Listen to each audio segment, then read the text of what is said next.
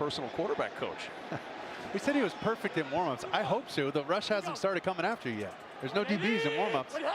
2nd and 5. Here's Davante Adams, his first catch and first target and a first down for the Raiders. That was one of the first times they didn't jam him from the front. There's no DBs right away. 2nd and 5. Dory Jackson fully collided. His first catch and first target and with a his first teammate down for the Raiders. Davante Adams last week, 1 catch, 11 yards. That's his first catch and target of the day. Picks up 5. Jackson will leave the field after that collision for the Giants and be tended to by the athletic training staff. Well, that's a huge blow. You know, Wink Martindale wants to use all those DBs in all different positions, but for Davante Adams, that was one of the first times we've seen that Wink Martindale hasn't put someone up in his face. They didn't get up on the line of scrimmage to jam him. So Aiden O'Connell wisely throws that ball to the edge and lets his guy work. Once again, an extension of the run game and another completion for Aiden O'Connell, 9 of 10. 134 yards, no touchdowns, no interceptions. Very clean day all the way around for the Las Vegas Raiders. I mean, for the Giants not to just get boat raced here, they got to figure something out. They got to come up with the turnover. Starts with Dexter Lawrence up front, big 97. He's got to make his impact. Jacobs running right up the middle. Lawrence in on the tackle late. Raheem Nunez-Roches first to contact Jacobs at the 11. 2nd down and 6, and the timeout used again by the Giants, their final timeout. So we'll step aside and be right back after this message from State Farm. I don't know Jake from State Farm. But just imagine Mahomes and my auto. Best bundle in the league, baby. Man, why can't Patrick change his name? It could be Kelsey, and Kelsey, how much you can save by bundling home and auto. Yeah? If you make the letters smaller. Mahomes, my auto, let's go. Come on, model, let's get it. Put your jersey on. Bundling. Just another way to save with the personal price plan. Like a good neighbor, State Farm is there. Saquon Barkley just looking on, the 4th game this year that the Giants have trailed by 20 points. They're hoping for a repeat of what they saw in week 2 against Arizona. But Daniel Jones, if you're joining us late, injured his knee at the end of the first quarter, was taken to the locker room, walked off the field under his own power, and we'll hopefully have an update. 2nd down and 6. It's Jacobs again, and Jacobs a yard to the 10-yard line. Giants have used all 3 of their timeouts trying to get a little time back for the offense in this 2nd quarter. No update yet officially from the team on Daniel Jones. They're not holding back at all with Aiden O'Connell. Remember, I mean, he's checking these things at the line, constantly trying to get this team in the right play, going up there with multiple options. You see going through dummy cadence.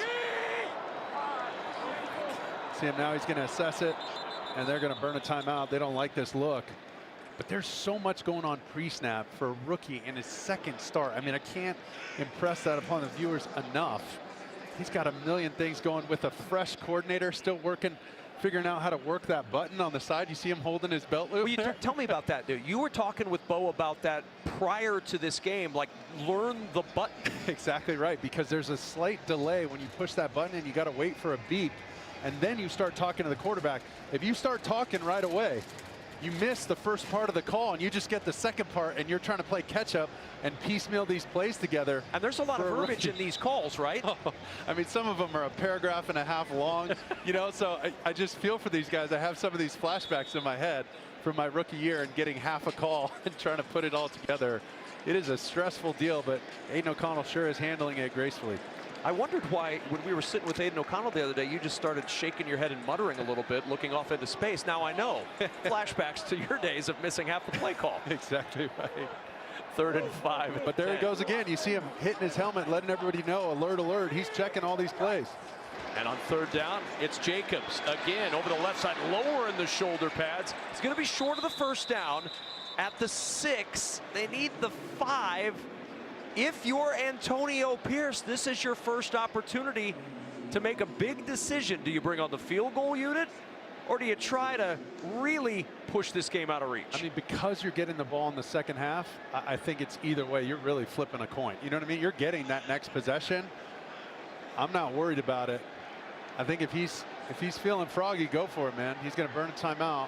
They're going to let this play clock run all the way down, and we'll see then if Daniel Carlson comes onto the field.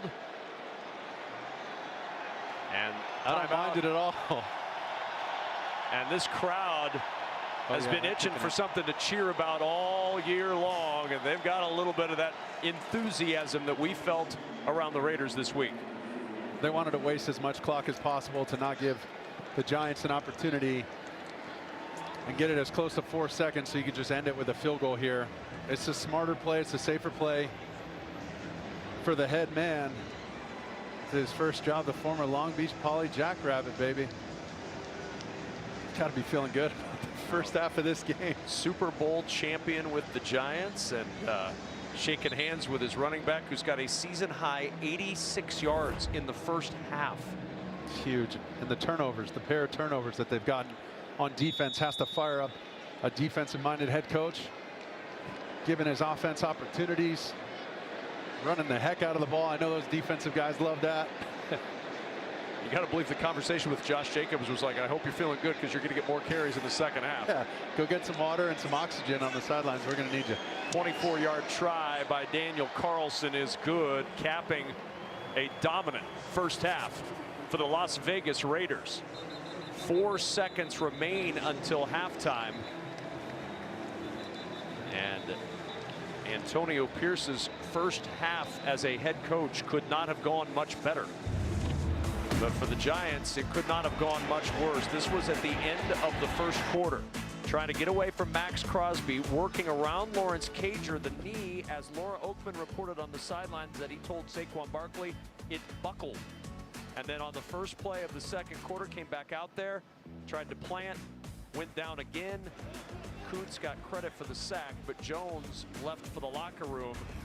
That's the last we've seen from Daniel Jones, and Tommy DeVito with Tyrod Taylor on the IR is the only other quarterback available today. They have Matt Barkley, but he's on the practice squad. Right, Barkley was signed this week to the practice squad, so he's not available as the emergency quarterback. God forbid something happens to DeVito, and they're in dire straits with either Saquon or Breida or a mix of the two. Giants had back-to-back interceptions on their last 2 offensive plays. The last time that happened was week 9 of 2004 against Chicago. Who was the quarterback? Kurt Warner, Hall of Famer. Wow, right before Eli started playing. Yep. Wow. And the kickoff into the end zone. Paris Campbell's going to bring it out from 8 yards deep. Campbell with a flag down out near the 20-yard line.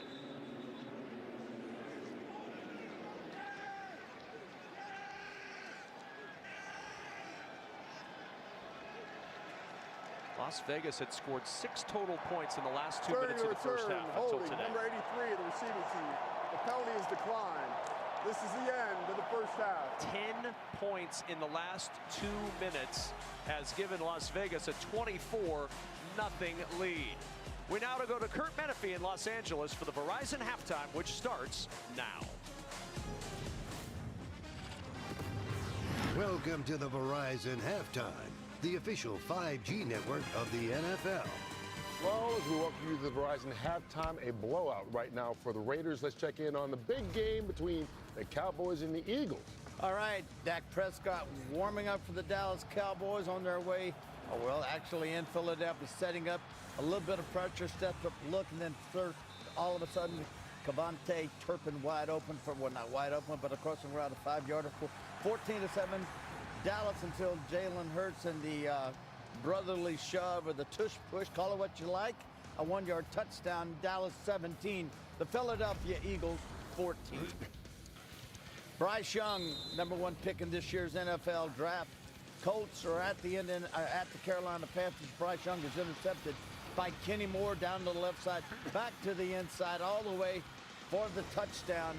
All Colts in the first half. 20-3 over the Carolina Panthers. All right, earlier today, the Green Bay Packers snapped their 4-game losing streak. The Washington Commanders win at New England. Minnesota.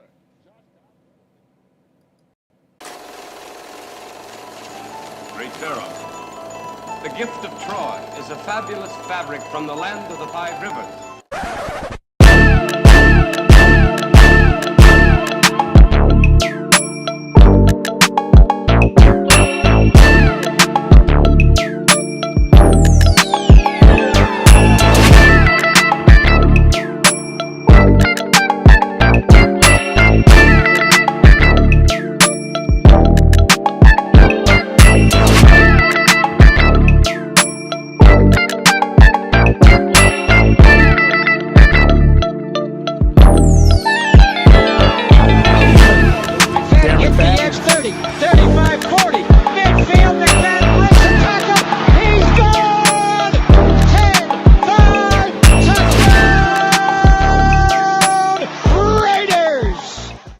Years ago, when we came to Los Angeles, I really believed that the greatness of the Raiders would be in its future.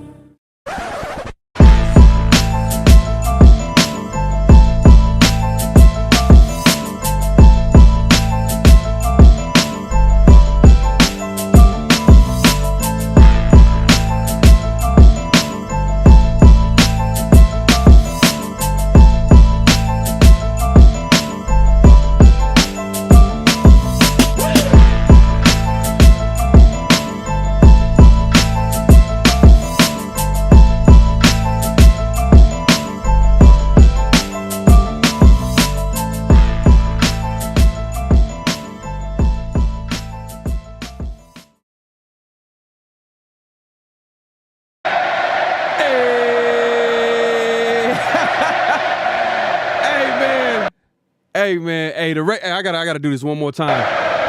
I'm feeling good right now. I am feeling like $1 million right now. I'm feeling like $1 million. Every day I feel good, but I'm just saying, man, when the Raiders are winning, it feels good. It feels good, man. Salute to the chat, salute to the nation. Man, 24 points. So, hey, McDaniels should never get an NFL job again. I do not want to see this guy on the sidelines for any team. I don't wish it on our worst enemy. Maybe the Kansas City Chiefs. If y'all want to pick up McDaniels, go ahead. Maybe he could cut up some film for y'all, but I don't care about this dude, man. The Raiders are up 24-0. Aiden O'Connell playing well. The O-line playing well. The running back Josh Jacobs playing well. Let me put up the score real quick. Man, I'm hyped right now. I'm hyped.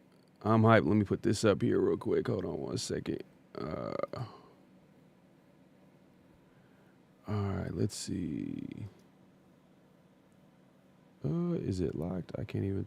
Okay, let me. Oh no! All right, I guess I can only change it from there. Okay. 1 second.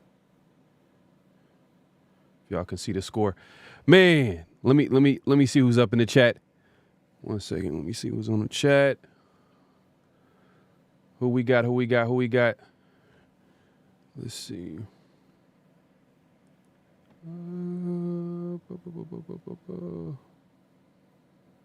What is going on here? Oh, there you go. Dang. All right. My guy Yaya Hatamaki in the building. He says 2K. Man, it's a whole different team. A completely different team. I mean, I knew that they were going to be playing hard for Pierce, Antonio Pierce. But man, 24 points in the first half, and we couldn't score 20 points all season? Are you serious? Man, the Raiders, man, they never fail to.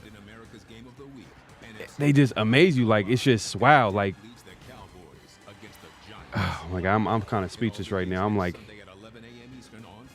T Severe in the building. Appreciate you coming through. He says, great first half so far. I kind of expected a big win this week, but not this big. And I hear you. Obviously, McDaniels got fired. We all seen the reports of McDaniels pretty much shutting down after that big meeting that he had the Thursday before that Monday Night Football game, where he pretty much didn't like hearing the truth. He heard the truth from the players and the coaches. People want to leave. I'm going to point that out too. It wasn't just the players going at McDaniels. It wasn't just the players going at McDaniels. It was also the coaches. And he didn't like that. And it showed, and he's gone, and I'm happy. Raider Nation is celebrating right now. Man, 24 points in the first half, and we couldn't score 20 points all season on offense? Come on now. Raider Way in the building, man. Appreciate you coming through. He says 24 points in the first half. Didn't take long to see what the problem has been. Facts. Come on. Facts. But I will say we got to give him more time for Antonio Pierce. We got to. This is his trial run right now. His tryout for that head coaching spot. So far, so good. But we got some tough games coming up after this. Starting with the Jets next week. That's still a winnable game, but defensively they're really tough. But after that, we got the Chiefs. We got the Dolphins. And I'm looking ahead because we're up 24-0 in the first half. I can do that. T. Severe, way too soon to make that assessment. Way too soon? Come on, man. Come on, Severe. Come on, Severe, man. McDaniels he was a problem. We can make that assessment right now. Terrible coach. Terrible coach. Probably one of the worst coaches. It's hard to say because the Raiders have been bad for so long. We've seen so many different regimes, so many different coaches. But it's just the expectations, the talent on this roster. It just makes you think like how bad a coach he is. But who cares about McDaniels, man? Austin Avila in the building. It's a good day for Raider Nation. Facts.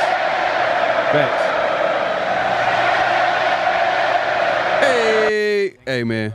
My guy Daniel Kim's in the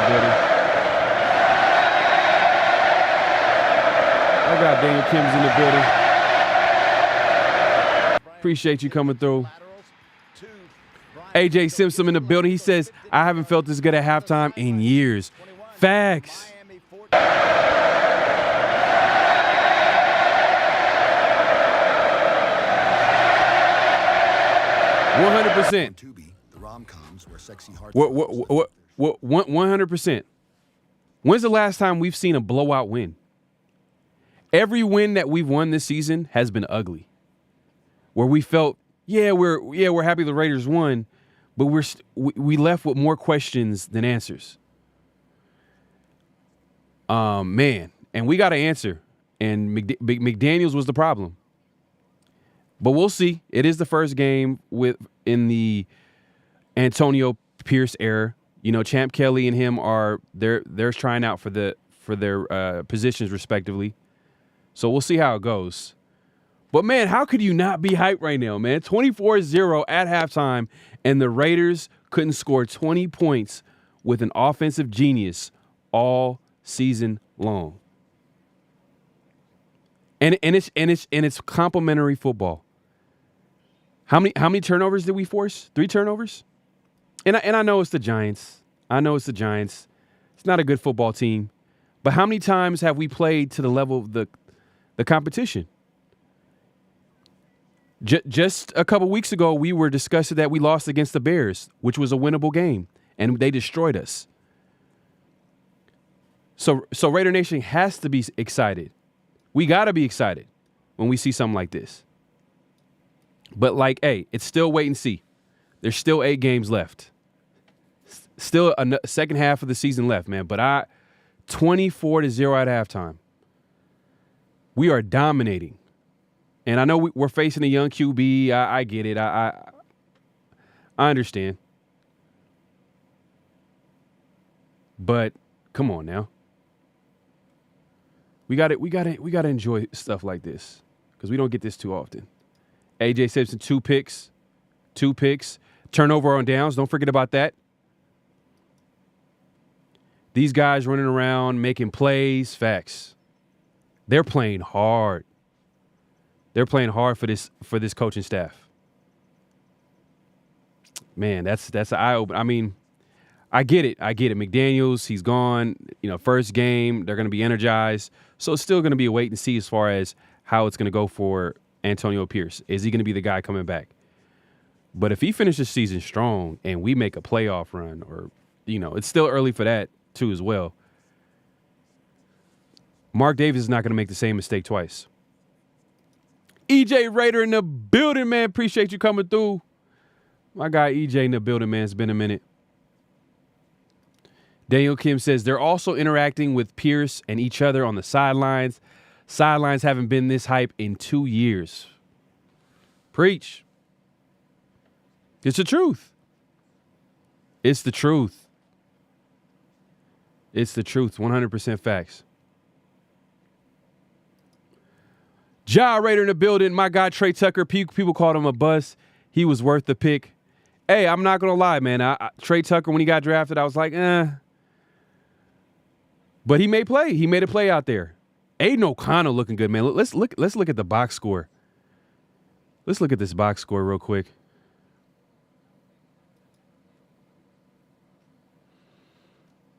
Let's see here. Let me try to pull this up here.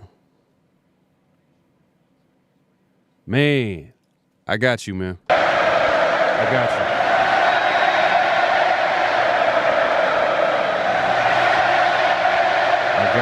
got you. I got you, man. Right, we should be celebrating right now. Hey, we haven't had much to celebrate this season. Literally, the best thing that happened all season was McDaniels getting fired, and now we're winning 24-0 at halftime. Come on now. Let's see here. Let me take a look. I'm trying to pull up the box score of this game. Let's see.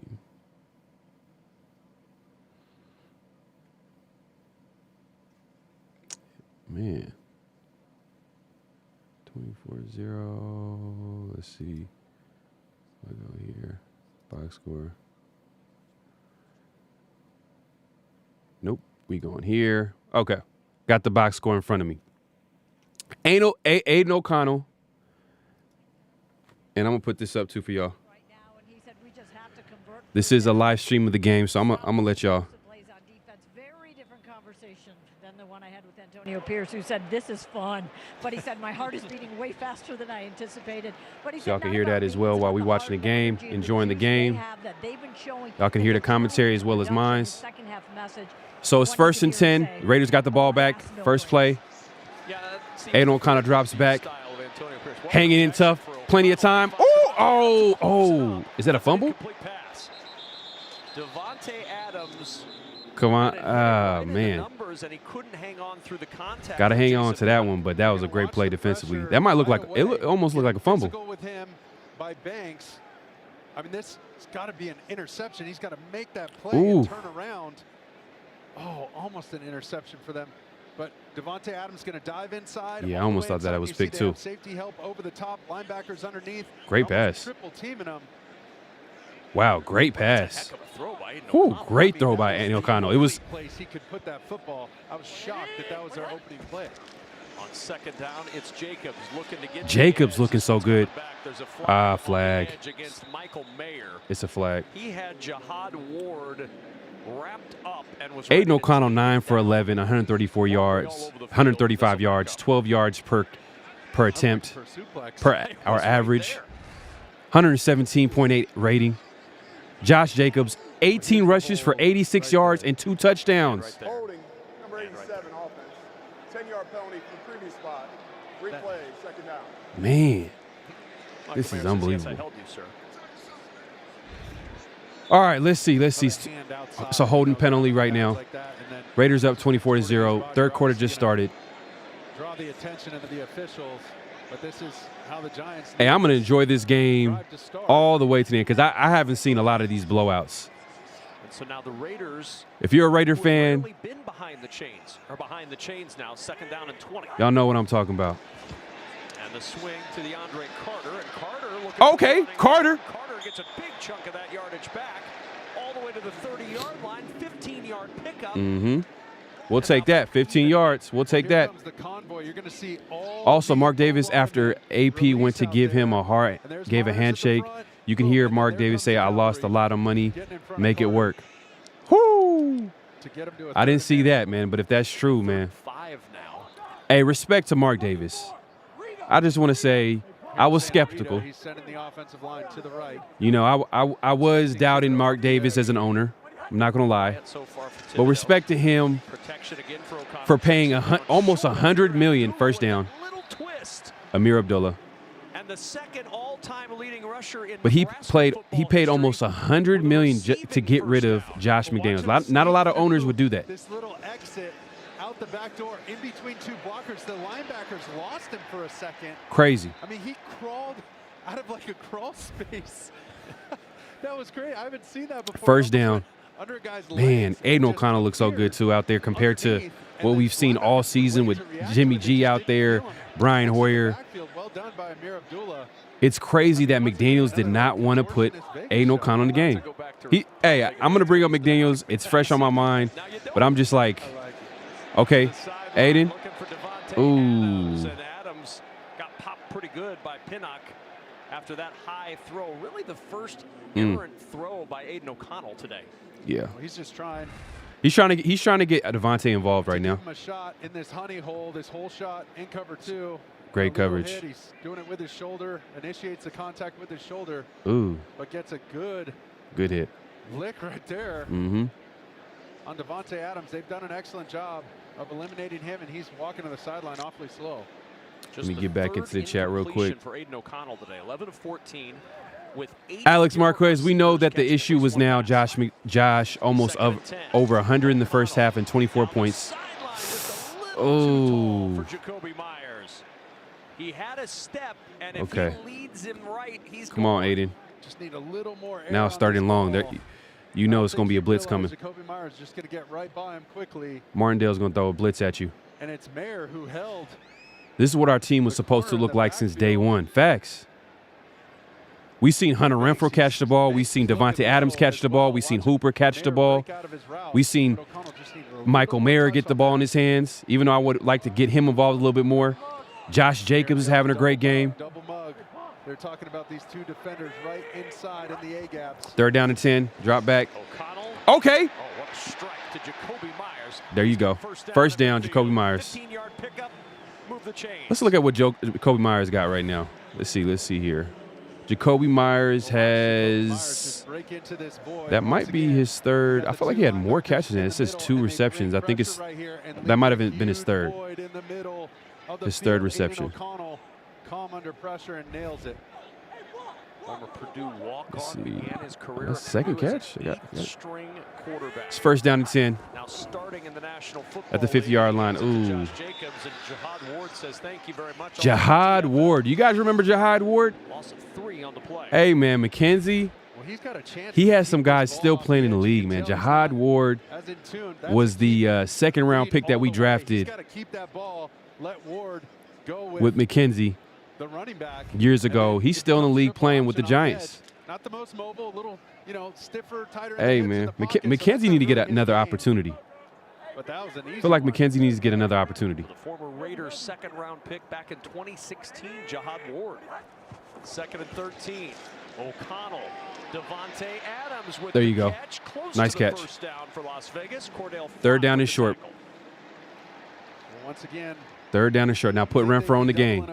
A little more, but he's just going to work him to the inside. Put Renfrow in the game. 3rd and Renfrow. Explode out of the cut there. And here comes that pace. Watch the handoff. Hey, easy.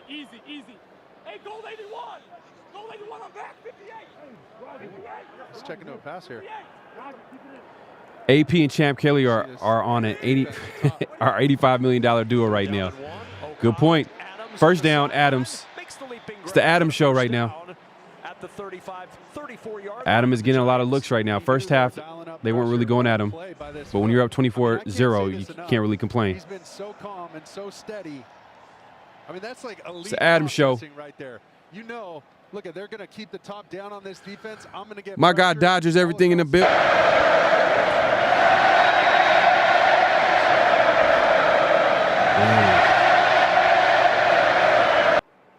On Davante Adams, and he still beats. First down and 10. O'Connell's on fire. Davante Adams. Hey, play action. You want to be aggressive? Okay. End around. Trey Tucker. Hey, Trey Tucker on these end arounds has been money every time. Myers was arguing that he didn't do whatever they're accusing him of doing with those flags. This coming back. It's coming back. It's going to be holding. Looks like it's on Myers. T. Severe says JMD was a problem, but not the problem. During all the pressers, the coaches spoke about execution. That's what I've been talking about for weeks. The execution was poor. Part of that falls on. We go back to Carissa Thompson for a game break in our studio. I understand what you're saying. But McDaniels should never get an NFL job again. I hope he never gets. I'm serious, bro. You cross me once, you make me watch this type of football for like almost 2 years. Giants down 20. You got weapons everywhere, and you can't even get 20 points. You can't score 20 points on offense. You got weapons everywhere. Should never get an NFL job again. Buyer beware. If McDaniels gets another job, most likely New England's probably going to bring him back. You know how it goes. Buyer beware. But I think it has mostly to do with him as a head coach. So maybe he'll find. Offense was so bad all year coming into play today. He'll get back to being a coordinator. Look at the difference that has been made today. Now, is it sustainable? I guess time will tell. Snoop's in the building, man.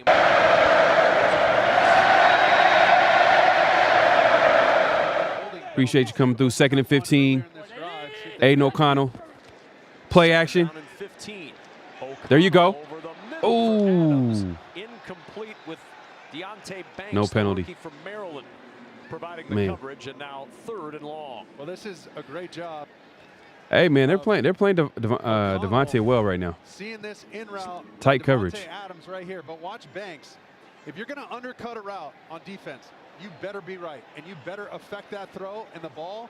And does an excellent job at tipping that ball away. Let's get back into Davante Adams has to come back even more friendly. Dodgers everything. This is what you're supposed to do to teams that like to beat the brakes off them. Yeah, man. What's going on?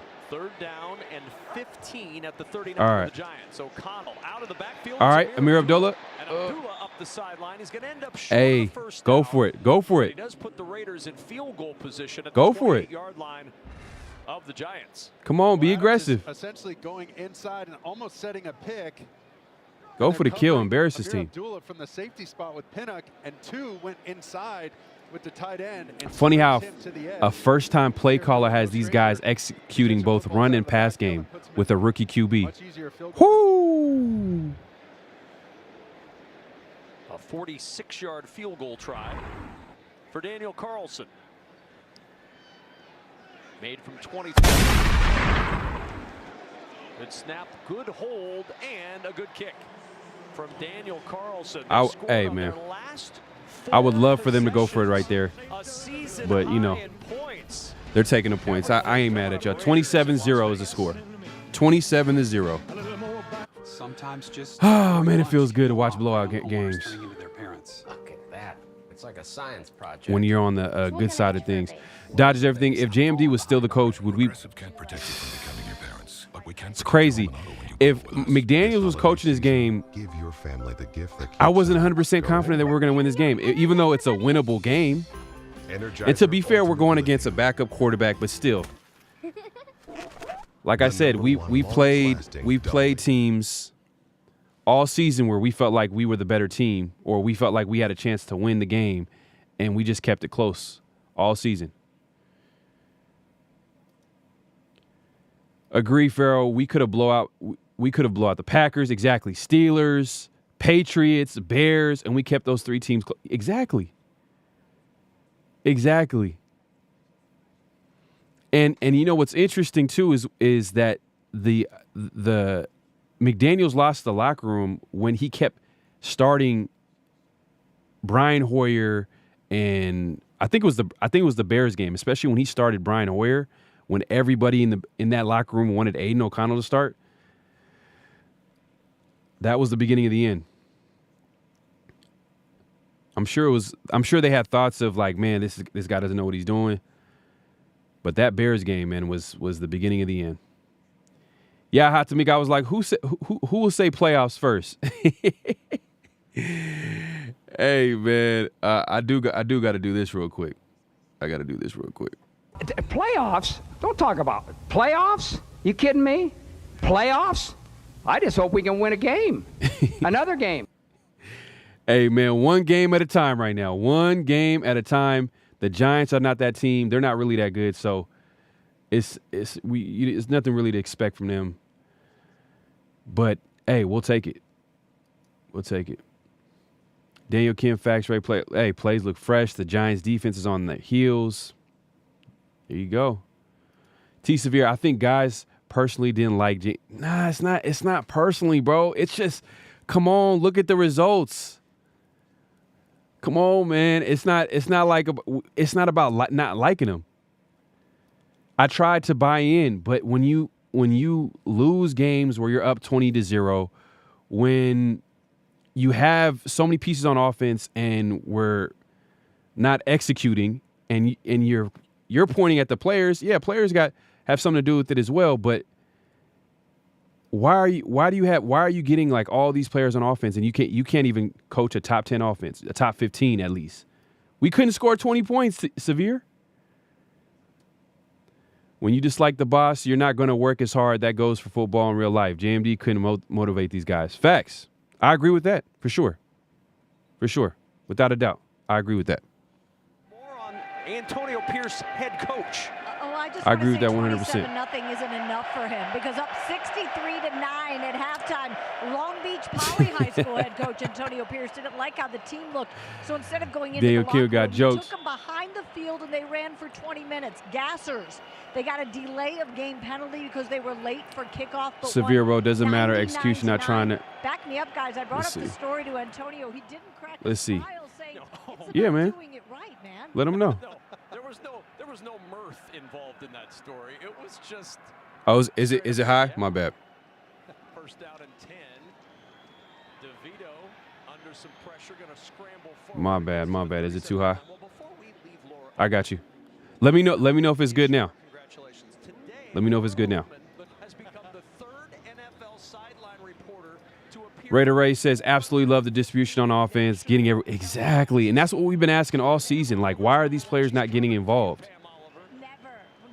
It just, nothing was ever right with McDaniels as head coach, whether it was, we question if he was motivating this team, he lost the locker room, failed expectations, you name it. Defense literally won all 3 games, not offense this year. And you got an offensive coach. And you have coaches going at him in that meeting. That's crazy. I mean, really, that's something Mark loves more than anything else. As DeVito scrambles and is dropped at the 35-yard line. Adam Butler and Max Crosby combined to bring him down. Hey, I don't think.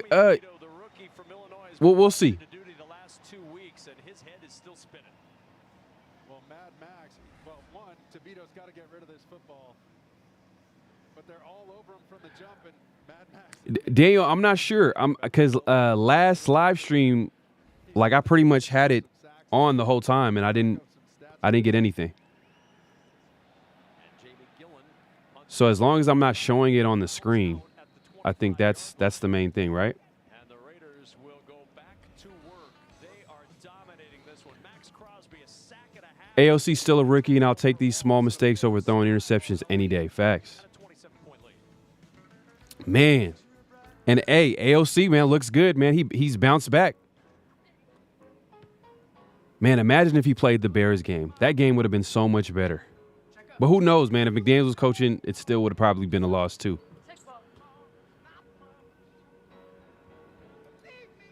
Yusuf in the building, man. Appreciate you coming through.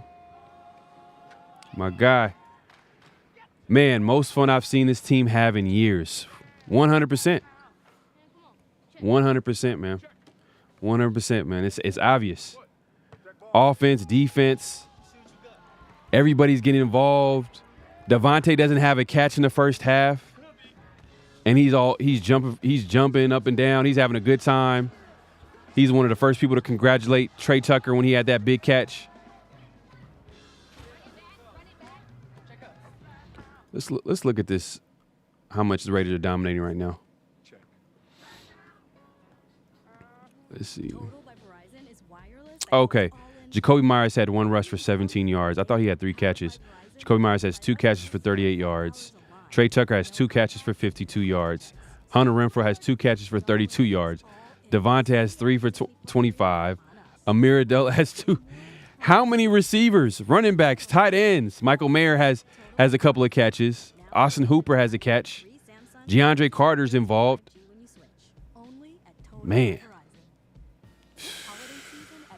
This is good to see. Max Crosby has a couple of sacks. Malcolm Kuntz has a sack. I think it was when Jones got hurt.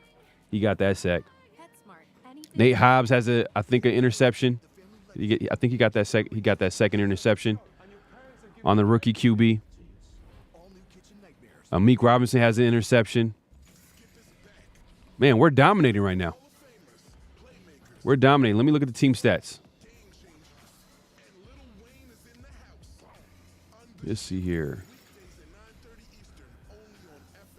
Let's see. Rushing attempts. Let's see here. Looking at the rushing, man. We got 108 yards. Is Jacobs over it? Nah, he's not over 100 yet. I think he's going to get it. Jacobs' first 100-yard game. I'm calling it. I'm calling it. He's at 80-something yards right now.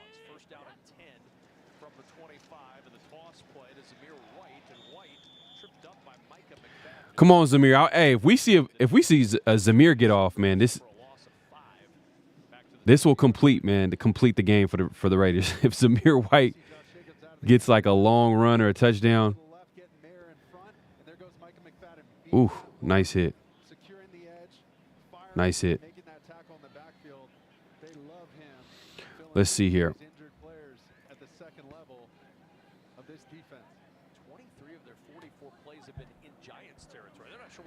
Let's see here. All right, 2nd down and 15.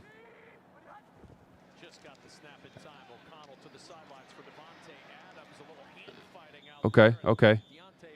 Get half of that. It's like 3rd down and 7. Devontae gets another catch. Aiden O'Connell, 15 for 20, 200 yards, man. He has pieces around him, man. Let's see. Let's look at this right here. The Giants are 2 for 7 on 3rd down. 0 for 1 on 4th down. Obviously, they turned it over on downs earlier.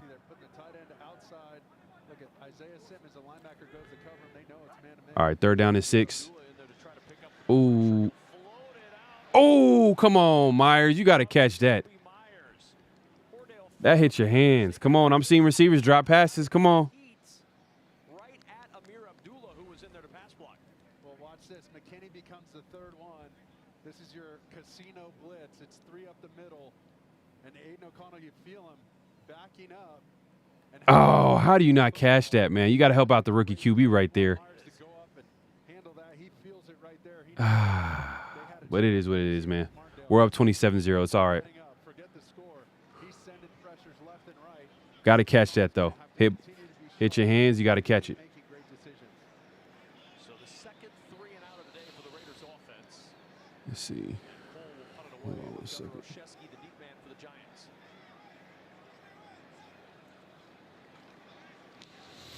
Raiders punt. Olszewski ranging over to the sideline, fields it at the 14 and upended at the 16-yard line. Amir Abdullah with a nice hit on special teams. Woo! Man, first game that I've went live this season, and the Raiders are up big. Finally, man, we're due. Let me see here. All right. I think we might have a special guest. Let me see if I can set this up. We might have a special guest today. Let's see if I could send this link. Let me go ahead and send this link, man.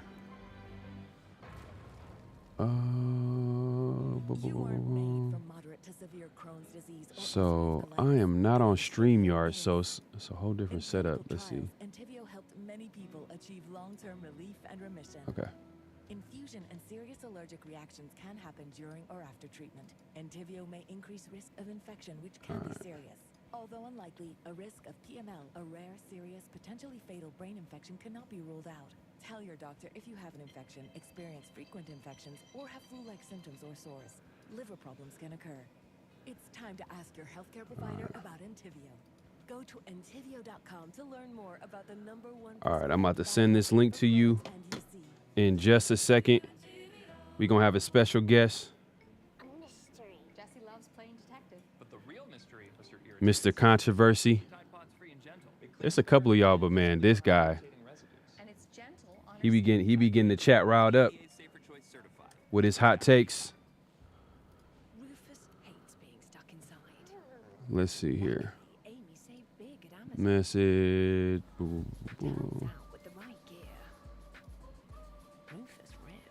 see.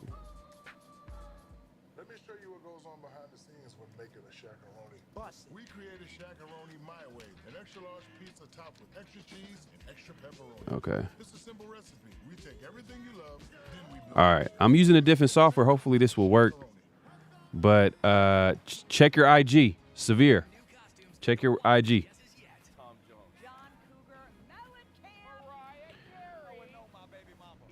Severe Raider is going to pull up in just a second.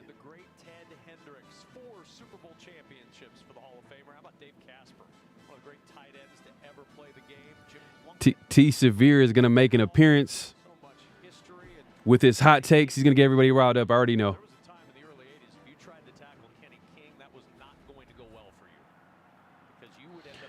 I'm not sure you can have any of the game. It would be hard because of the league rules on content. Honcho got demonetized while listening to the game in the background. I just wouldn't take any chance.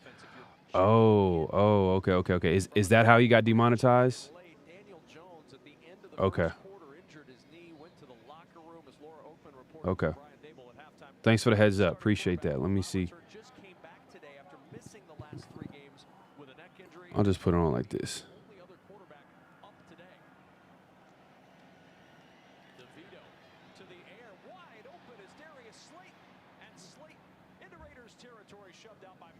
All right, Giants just got a big play.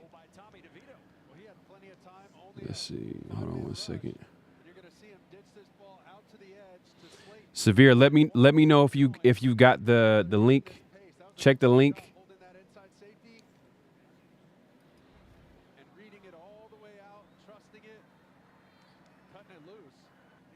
Oh, you hit me up earlier about this. Oh man. Okay.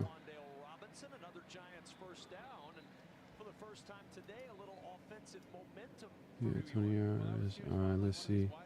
Steps up, makes a big play on the sideline with Slayton, and then right back underneath another. Let's see what happens if I do this. Using this pace to generate a little momentum on offense and stack some completions for DeVito. All right, man. It's 27-0. Giants got the ball. They're moving the ball a little bit. And they're on the Raiders' 30-yard line. It's 27-0. Raiders definitely are in control of this game.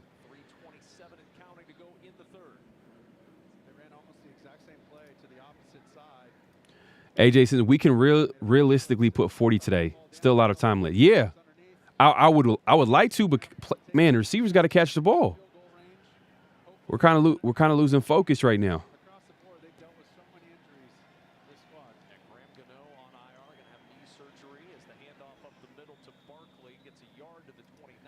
We'll see. I sent him the link. I seen his message late.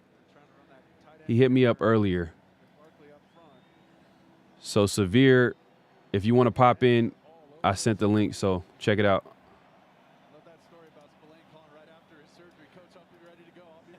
All right, it's another. Hey, Giants so far have been struggling all game on third down. It's third down and 4.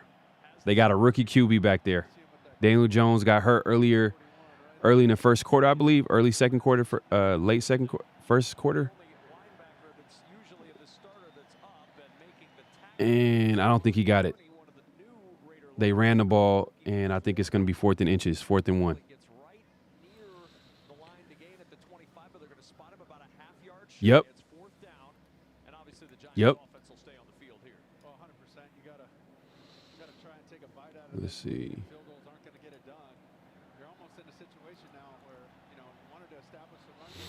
All right, it's 4th and inches.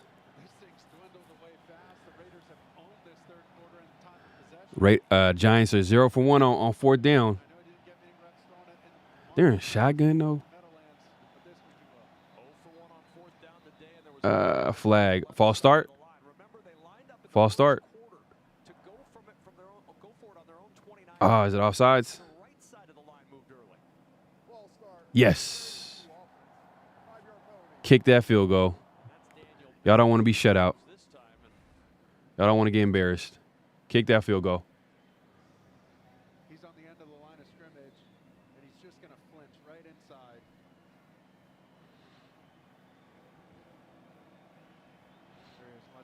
Is it a tight end? The tight end flinched. All right, 4th down and 6. Or 4th and 5, I should say. 4th and 5.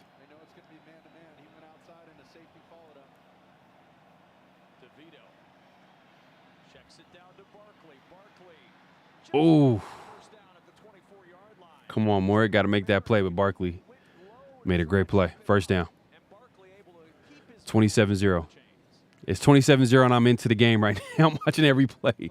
I'm enjoying every second of this. Oh yeah, I seen that. I seen that Nesta was deactivated from the because if you guys remember, he was probably only activated maybe once with McDaniels as head coach. They activated a lot of people this game. Nesta, Tucker, Mayer, Tyree, Amari Burney, all playing. It's an evaluation process right now. All right. Okay. 6-yard, 7-yard catch.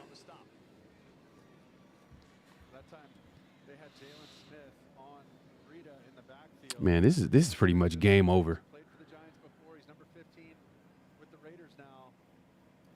Hey, Chris Smith active too? Let me actually check that. I think I posted it inactive. I didn't see Chris Smith on the inactive list earlier.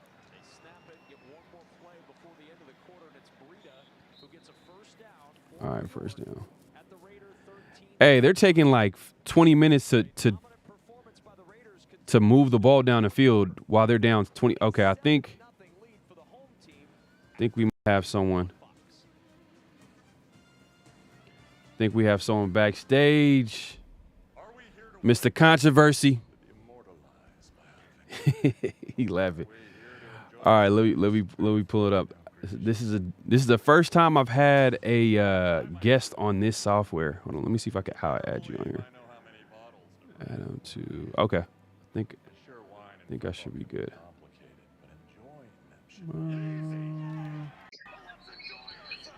T Severe in the building. What's going on? Yo, what's good? What's good? Hold on, let me load this down, man, so everybody can hear you. Okay, can you hear me? Okay. I gotta load this. I know what it is. I gotta load this down.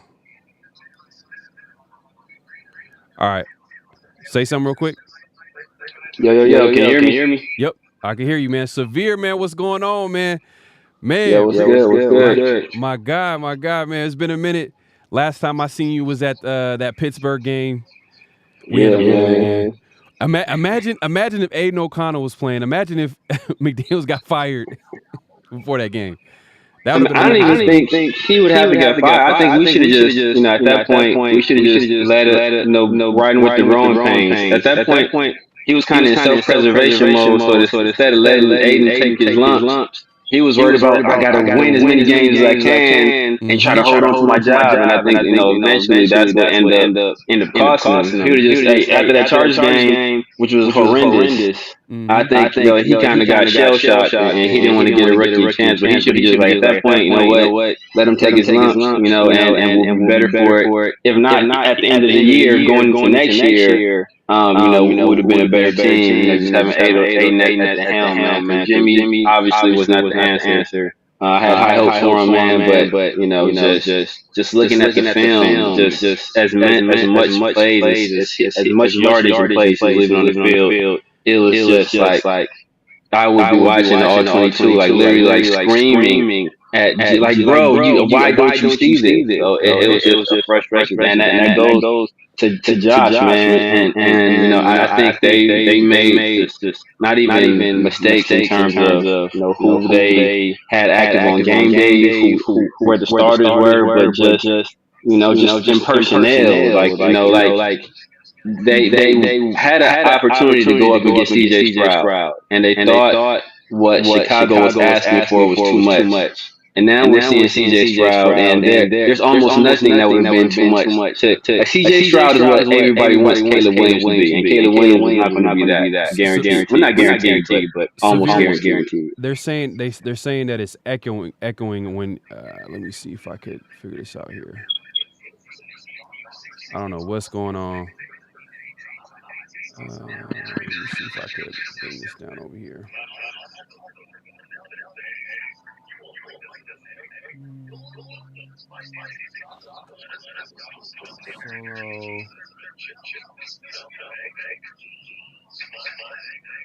Is it still echoing right now? Check. Mic check. It's coming in twice. They're saying it's coming in twice. Why is it coming in twice? And the Giants just scored right now. They just scored their first points. I'm a little behind you. I'm over here pirating this shit, so I got it. My feet ain't up with yours. It's still echoing bad. I can't hear the echo, but let's see if I could figure this out. Let me see if I can figure this out.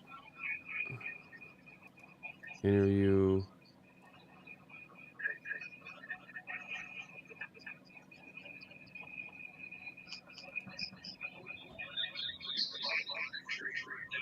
Let's see. Hey, say something real quick. Say testing. Check. Mic check. Is it? Hey, let me know in the chat. You guys still hear the echo coming from Severe? I'm hearing Ray. Yeah, everybody's saying. I'm looking at the chat myself too, seeing what they're saying. But nobody's commenting again. You say you can't hear it, right? Yeah, I can't hear it. You're coming in fine, but it's just whatever YouTube is getting, they're getting the extra audio. I don't know why that's happening. Let me try to figure that out in 1 second here.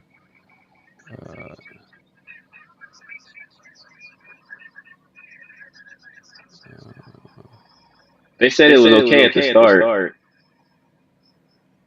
Yeah, Hatamaki said it was good at the start. The commentary has an echo too? The commentary didn't have an echo. That's the crazy thing. We're going to figure this out. Right now. They're going for a 2-point conversion and what? Triple. Damn, that was sad. 27-6. Nah, I don't have the YouTube stream open. Yeah, let's see. We're gonna figure this out. Well, I have it on my phone, but it's muted. Broadcast system audio. Let's see. How about now? Are they still hearing it? All right. Do you have the stream on your end? No, I don't have the stream. I have the. I'm watching the game, but no, I don't have the stream. I don't have the stream open. I had it on my phone, but I had it just on mute so I could see the comments. Yeah. Man, you still think that McDaniel's a good coach? I think he is not a leader of men, and I think that is a huge part of being a good coach. I think X's and O's. I think he's an excellent X's and O's. I don't think X's and O's are a problem. And I think you have to be able to connect with people. Like some of the stuff people were complaining about, like even when you're talking about. Like when they had that meeting, they were talking about, oh, he's overcorrecting us, or during practice he's stopping us and he's correcting on the spot. Me, I'm a person. I'm a people leader, right? One of my jobs is I manage people, and I'm also a recruiter. So I understand, like sometimes it takes constructive feedback in the spot, and also understand that people aren't going to like it. But part of that is you have to be able to do that in a way where it lands properly. So if it's not landing, and you don't want to overcorrect. Sometimes you want to let people, hey, make mistakes and maybe come back to them later, or individually and do it. If you're doing it in a public setting, like me, I can take that. But everybody's not built like that. And so after that meeting, they talked about what happened in practice, where he was extremely hands off, where he was like, and I don't think, I think some people interpreted it as him like, oh, he gave up or he was salty. I think it was him like trying to do what the players asked and not being so involved and not being a micromanager. But at that point, it's too late. Like you can't turn that ship around at that point because you've already kind of burnt that bridge. So and he ended up he took a long walk off a short pier, as they say, because the bridge behind him was already burnt. So you can't, once you kind of damage those relationships, it's going to take more than one meeting and one practice to kind of recover that. And it was too late. Hold on 1 second. I'm gonna check this real quick. Just want to double check if this is straight real quick. Let me see if I can test it out. Okay, so I think your feed is coming in. I think it's just coming in twice. It's like an echo. I don't know. I'm gonna try hanging up and then coming back in and see if that does anything. All right. That works. Hold on 1 second. Let me see. Yeah, man. I don't know what happened, but Severe, that's my guy. Hold on 1 second. He'll be back in a few. Let me see if I could get this game back on. Raiders go back to the ground with Josh Jacobs. Not much there against this Giants defense. Man, they're going to run the ball around the league. Carissa's got a game pretty much the entire quarter until this game's over. 21-17, and Jalen Hurts will find a familiar target. A.J. Brown, the recipient of this score. Okay, 28-17, Eagles over Cowboys. Who cares? Carissa, thank you. NFC East, Philadelphia trying to take real control of this division. Washington won earlier today, beating the Patriots. Giants down big here in the desert. Let me see, Severe.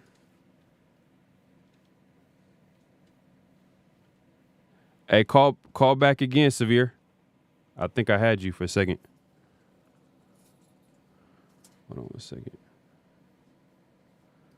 East. Look at the last 18 seasons.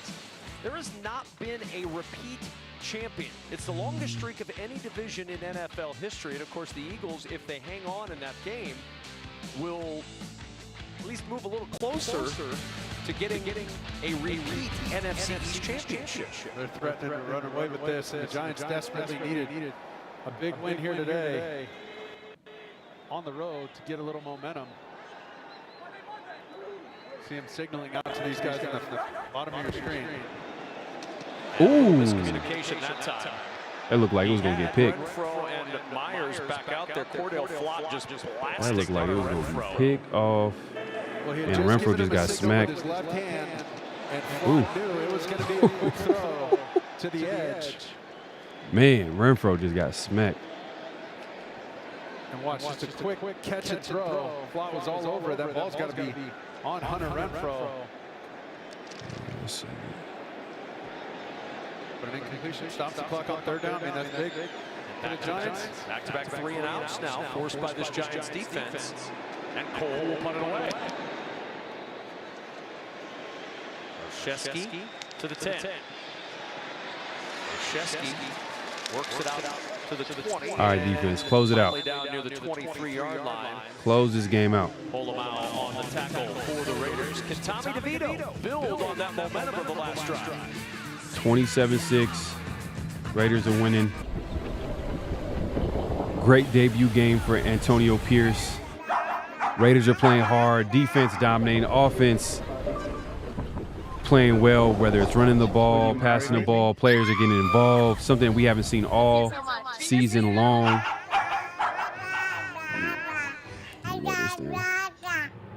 Load this down. But let me go back to the box score and just take a look at what's going on. And get it on them. Go, Pack, go! Why are you all wearing Kirk Cousins? Man, look, total yards. The Raiders are pretty much dominating, man. Just keep it simple. 315 yards, total yards to 197 to the Giants. Such a nice Viking. 15 first downs to 11 first downs. A lot of that's coming back because they're trying to make a comeback right now. Holy. How was that? But they're kind of falling into the hands of the defense because their drives are pretty long. That overtake you just did? So if you're trying to come back, you want to score fast. What? You missed the apex. I didn't even see an attempt at a draft. Now that was perfect. Your next obsession. What happened with the audio?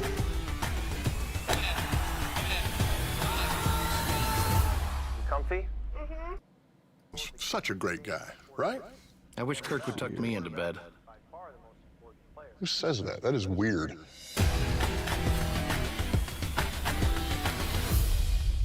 Lowe's knows to paint like a pro. It's You need really Pride's loud. Pros Trust. Did you make That's a call on crazy. color?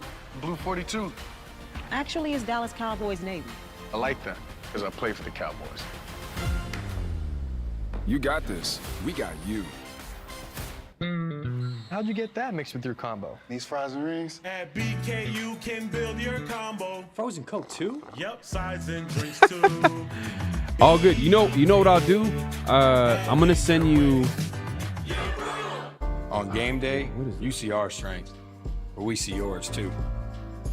To those currently serving and to our nation's veterans, we see you. Let's see.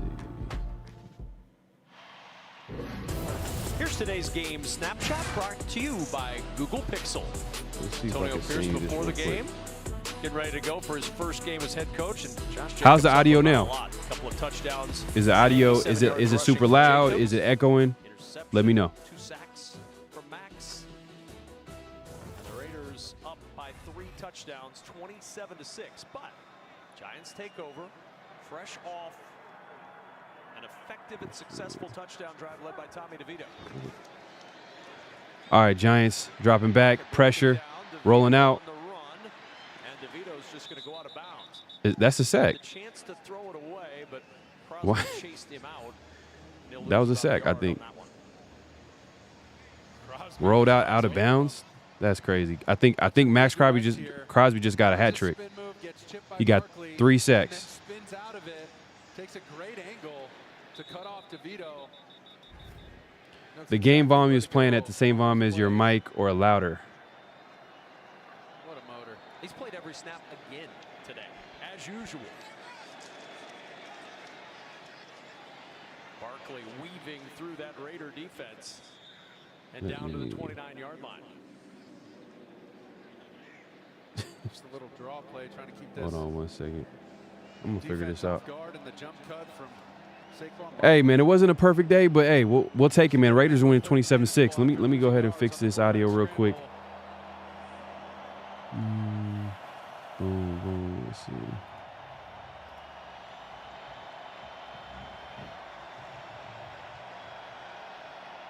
Third down and 4. Using that motion again with Barkley, trying to figure out man or zone.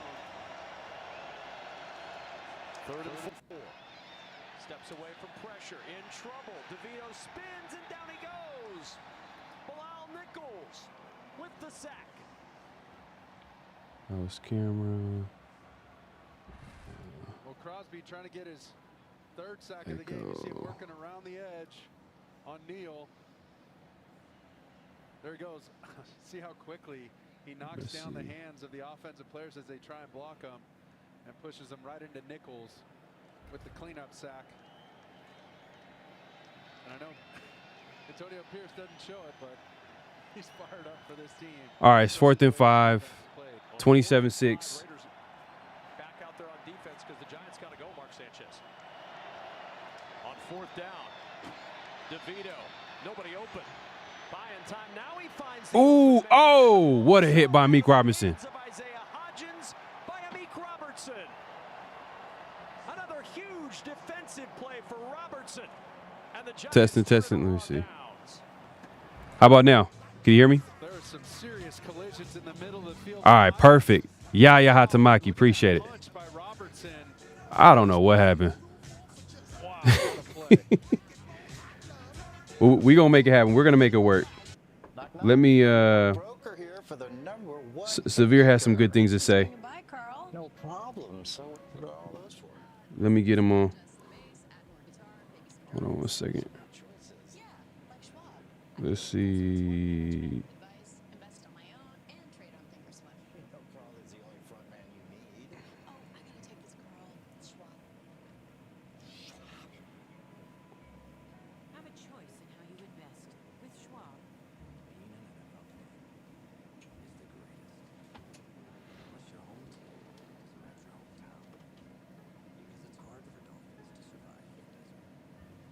All right, so hey, Severe, if you're still in the chat, check your IG right now.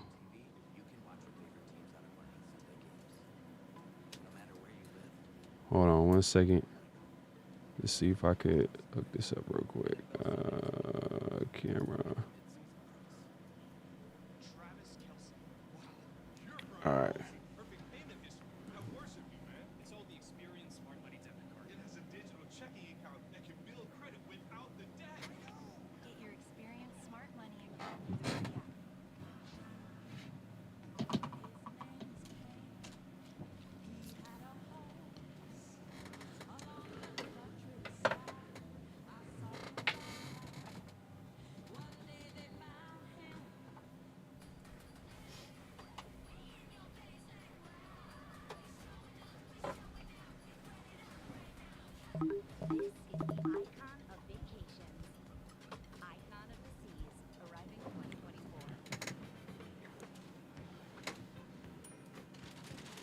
Give me just 1 second.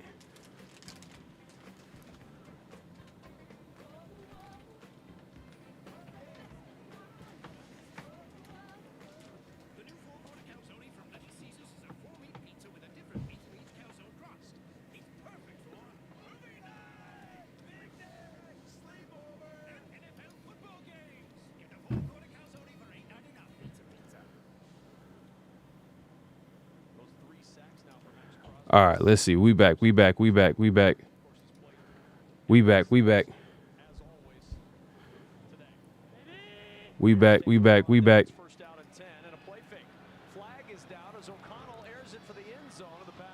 just happened? Okay, flag. We'll see about the flag. Wanted to hit Trey Tucker in the end zone. Hey, Severe, check your inbox. Just call in. Let's see if that worked. Pull away. Chucking the ball up 21 with 10 left to go. Illegal formation. Offense. Check your inbox, Severe. It's second down. Hardegree looking on. I mean, no shame in dialing up touchdown. I'm going to have to fix that on the back end. Hold on 1 second. All right, let's get back to the game. 27-6, man. The Raiders are dominating. McDaniels is gone, and all right, let's see. We got Severe calling in. Call from. You already know. Severe, can you hear me? Yeah, man. Can they hear me? Am I echoing? Am I good? Hey, look, I can hear you good, but if anybody in the chat could let me know if the audio's good. Yo, man, I was just on IG. Why does fool Chandler Jones got a picture of his ceiling on? You said what? I was just on IG checking the link, but I was like, why does this fool Chandler Jones got a picture of his ceiling? Man, it's like a picture. Hey, that's another thing too. Now with McDaniels gone, we might find out more about that Chandler Jones situation too. But I mean, I think if there was more to it, I think some players would have said something about it, sooner. Even if it's like on background, they would have talked to reporters and like, you know what, there's more to the story than what's being let on. I just think Chandler just had, he had a kind of a fractured state of mind, man. Like he's mentally, this is just not right. And I think that, that was, we were all excited about that signing last year, but that's another one of those moves where you look at, Zeke and Josh McDaniels was like, that's another personnel move where I think they made a mistake. Another one I'm looking at is Byron Young. I'm watching this game. I think I'm seeing with Jalen Hyatt what he has the ability to do. I think Jalen Hyatt should have been a player we picked over Byron Young. That's right. He was still on the board. He was on the board, and we picked Byron Young over Jalen Hyatt, and we kind of made up for it with Trey Tucker. We'll kind of see with Trey Tucker. But I think what happened was, I think we were hoping to get Tank Dell. I think Tank Dell was the guy we wanted, and seeing what he's doing with Houston, I think that would have been a real good pickup. I think we wanted Tank Dell. I think Tank Dell went like a little bit before we took Trey Tucker. I think had he been on the board, that's what we would have taken. But it was just a calamity of errors, man, by these guys.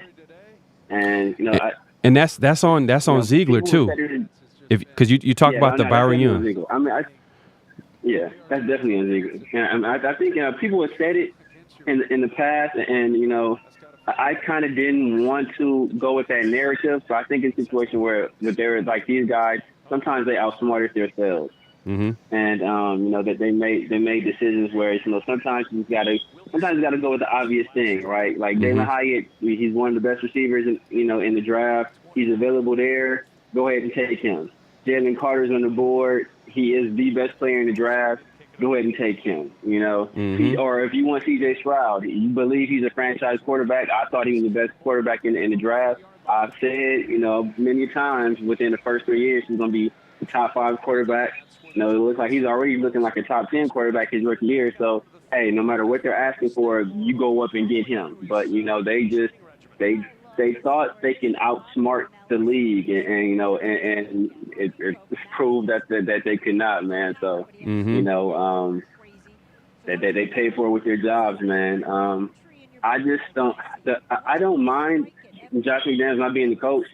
I just think, man, when you are going through coaches like the Raiders go through coaches, if I'm a young offensive coordinator or a young, up-and-coming coaching prospect with heat on their name, I am not going to the Raiders, bro. I am not going to the Raiders.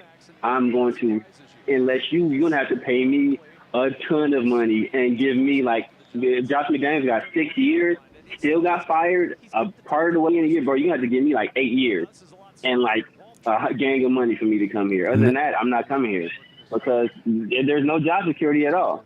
There's no job security at all. I'm not coming here. I don't know because think about it. The coaching contracts are guaranteed. So exactly. Josh McDaniels is going to get every penny of that contract. He paid $100 million to get him out. Not every penny, but he's going to get most of it. Most of it.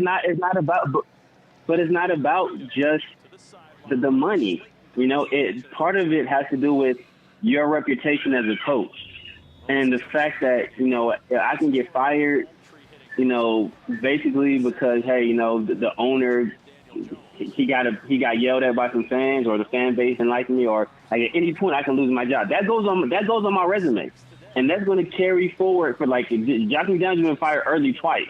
Right. No matter what the circumstances, that's going to go on his resume for the rest of his career. He's going to be a twice-failed head coach. So if I get fired early, or if I don't think I have the requisite time to build what I need to build, and I lose my job because of it, that's going to go on my resume. So any coach that comes in, he's going to probably want more control, more money, and more years to take the job, just because of, look what just happened to a guy that had a 6-year contract. He got fired part of the year into year 2. It's you know that's just the way it works. It's a business, man. It's a business. So I mean, Mark Davis made a football decision that's going to have business ramifications because guys are going to look at what just happened and say, if I don't feel I'm going to be giving, and it's not saying Josh McDaniels, like obviously Josh McDaniels wasn't the right guy. Obviously, right. He showed that this year, but the guys don't care about that. Guys are not worried about whether or not. Guys are worried about what is my job security looking like. Am I going to have to move my family after a year and some change? Mm-hmm. Am I going to get 2 full drafts? Like all that stuff is stuff they're going to have to consider. So that's part of the reason why I was like, he had to go, but I was like, just play this year out, do it in the off season or do it late in the season. That way nobody can say he didn't get a fair shake. Nobody can say, hey, he wasn't given enough time to turn this thing around, or at least wait till we're completely eliminated from playoff contention. We obviously weren't going to make the playoffs under Josh McDaniels, but hey, at that point you can say, hey, you know what? He took a playoff team, which in my opinion that was kind of a fool's gold playoff run, but it was a playoff run nonetheless. He took a playoff team and you went 2 years in a row without making the playoffs. Like that's hey. You had your opportunity. We had to get rid of you. But look, I disagree. I disagree though to a certain extent because, like, I understand what you're saying, but I think we're not on Al Davis level of impatience from Mark Davis. He just wants a winner. He just wants to see improvement, and McDaniels clearly lost the locker room. And when you lose the locker room, and you get what I'm trying to say, and hey, some owners wouldn't pay $85 million to get rid of a coach, but Mark Davis did. So we got to give him a little bit of credit because it was the right move. And on top of that, you got to remember he gave John Gruden a 10-year contract, Yeah. So he's willing to be patient, especially if he believes in the coach, the GM, whoever is going to be in charge. So, even before that, John Gruden, he gave McKenzie a little bit of more time. I think McKenzie, man, did you see Jihad Ward out there? Yeah. No, not just. I mean, look, I think John Gruden, they got rid of a few players that we shouldn't have got rid of. Jihad Ward being one of them, Shelby Harris being another one. Mm-hmm. What was the other guy that went to the Colts? He was another defensive tackle. I can't remember his name. Oh, he played. He went to the Titans. Well, he might be with the Colts right now. I think. I know he played with the Titans as well. Oh man, yeah. He was a D tackle. He was a D tackle. Yeah. Oh man, Autry. Danico Autry. Danico Autry. Yeah, Danico Autry. Danico Autry was another guy. But I think the difference, and I think the difference between John Gruden was worse through his first 2 years. I think the difference between John Gruden and Josh McDaniels is that John Gruden had some built-up equity with the fan base. So it wasn't when we were bad, it wasn't a full-on revolt. It was, hey, this is like a familiar face. We've seen success with this guy in the past. We're going to give him a chance. Mm-hmm. Josh McDaniels didn't come in with that kind of built-in equity. He came in, people already not wanting him because of he's a Patriot and because of, hey, he was a donkey. And so it was already like, if he don't come in winning, bro, we're gonna be on you. And the fact that he didn't come in winning, and it's been 2 years in a row where he didn't have the type of success that we thought he should have had.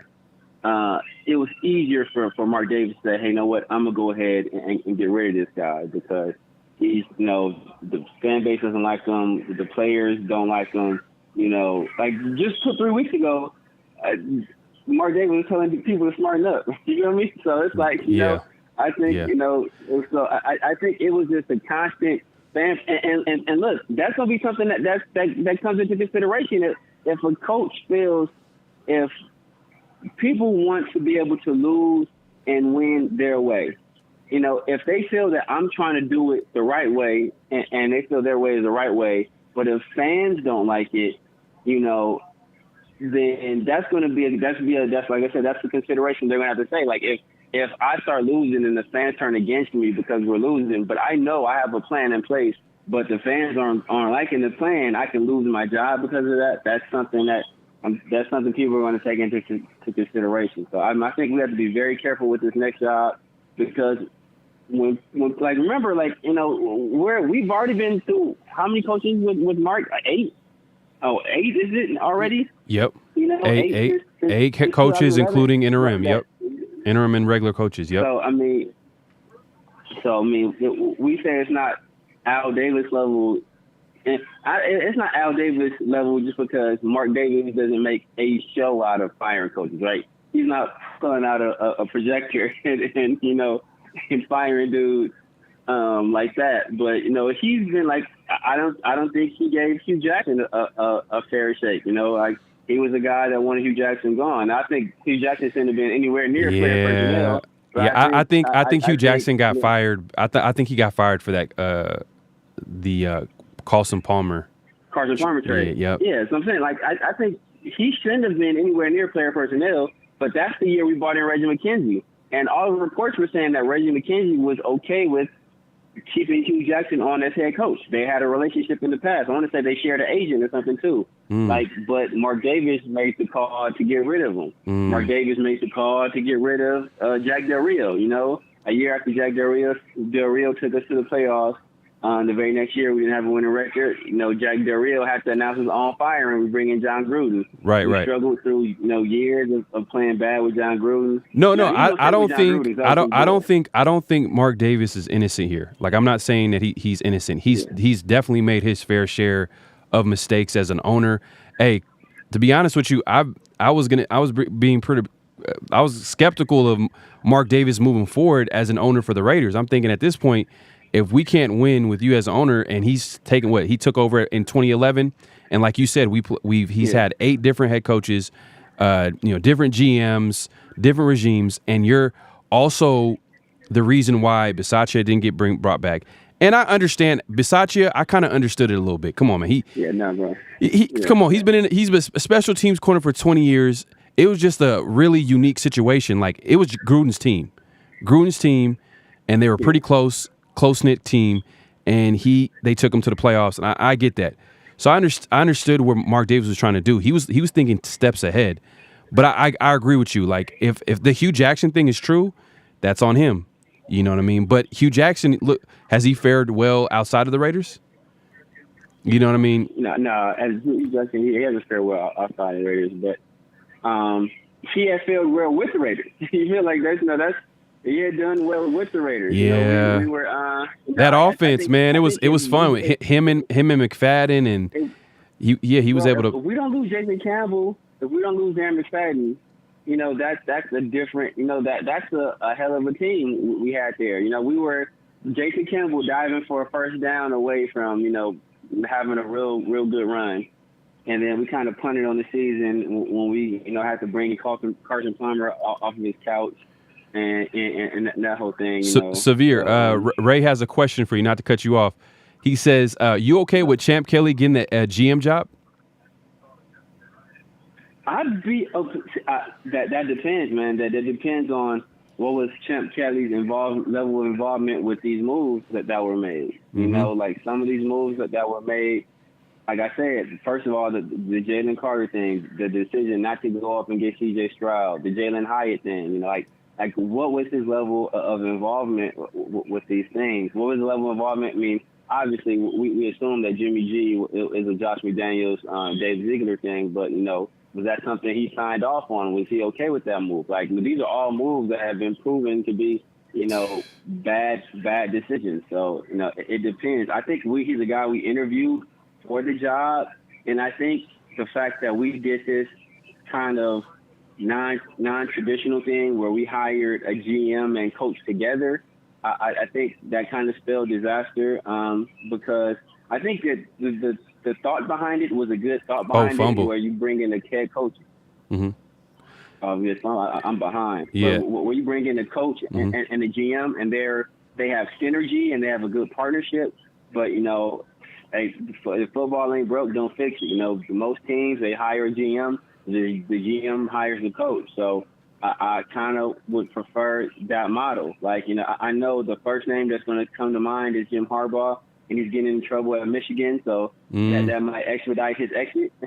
Yeah. But that's the guy. He's going to want full control, or he's going to want us to bring in. I forget the GM we hired that had a relationship with him this offseason before we went with Z. I forget the guy's name, but well, I'll give Mark this. I'll give Mark this.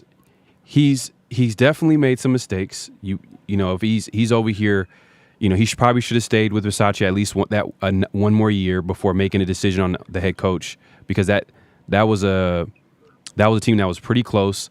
Give him a chance to run it back, and if it wasn't successful, then you can move on. But, you know, obviously he didn't want to do that. He felt like it was an opportunity. And guess what? Mark Davis, he has admittedly said that he doesn't really know football that much. So he leans on people that know more than him. So the people that's around him were giving him bad advice. If you remember, Ken Henrock was part of that interview process, 80-year-old, you know, football guy that, you know, I guess supposedly, you know, is respected. But he should be fired. He should be fired instantly for even. I heard Mark Davis got rid of a lot of his advisors that advised him to go with Josh McDaniels. So, I think he's. Are you talking about that interview? You talking about the interview with what's her name? Amy Trask. Yeah. So look, if you listen, if that was she said, was it her? I think I read somewhere that a lot of his advisors he had gotten rid of already. But I'm thinking that it's coming from her, because she actually has a radio interview with CBS where she comes out and says that that a lot of the in-house advisors were fired by Mark Davis recently. And but then she goes on to say that he still has outside advisors like Ron Wolf and Ken Henrock, or I'm not even pronouncing his name correctly, but so she just named a guy that was one of the biggest advisors when hiring McDaniels. So that didn't make any sense to me. I think that's the issue, that we're relying on guys like Ken Henrock and Ron Wolf to, you know, these guys are older guys. This is a young man's game, whether it be, you know, on the field or in the front office. You know, we need fresh, innovative thinking. And I've been a big defender of Mark Davis.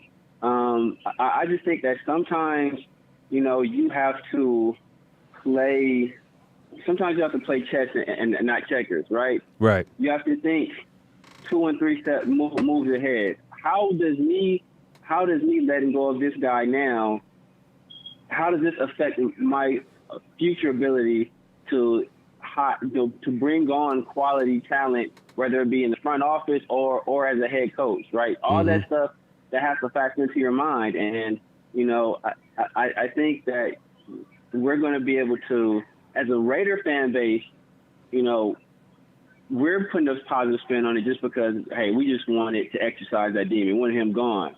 But when it comes to coaching candidates, they're looking at all this stuff. You know, hey, these guys had the first year they came in, they didn't have a full draft class, and they didn't have their own scouts in place. So that technically they've had one draft with their scouts in place. Now, I didn't really like that draft, so maybe it's best that they didn't have their scouts in place.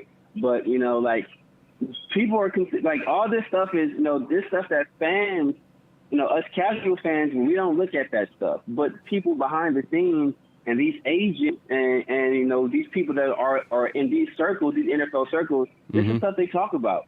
And, you know, this is stuff that these coaches are going to take that into consideration. Like, hey, you know, it's all well and good for us. You know, hey, we got rid of a coach. But hopefully we can, you know, create some of that same magic from last time and make a magical playoff run. There's still enough time to do it. But, you know, and unless we're going to keep, you know, Antonio Pierce and keep what we have in place, you know, what does this move mean for our next move, right? And sometimes it's good to sacrifice a pawn or sacrifice a bishop or a rook, you know, if it means you can take out the queen. But sometimes, you know, you have to watch, you know, what that move might mean for your next move. And I don't think Mark Davis is thinking on that level. Mark Davis is a fan more than anything. He's a fan first, right? Yeah. No, I look. Not to cut you off. But let me say this though. Mark Davis though, I will say this. He's made his Vera mistakes. Like I said, I was skeptical for a while now. I'm like, man, it's been so long. The Raiders haven't won a long time. What's been the constant? He's been the owner with all these coaches coming in, with all these, different regimes coming in. But he's been the constant there, and he has been able to produce a winner. And I start questioning if he really cared about winning too as well, because when they moved to Las Vegas, they got all that money, and now it's a destination. Las Vegas is now a destination game for opposing fans, and we're like number 2 in revenue when it comes to bringing money. Yeah. Number 2 to Dallas Cowboys. You start questioning, like, is he even motivated to even win? But when you play $100 million, when you pretty much you paid $85 million to get rid of Josh McDaniels and Dave Ziegler, that tells me you care about winning and you are willing to figure out how to make it work.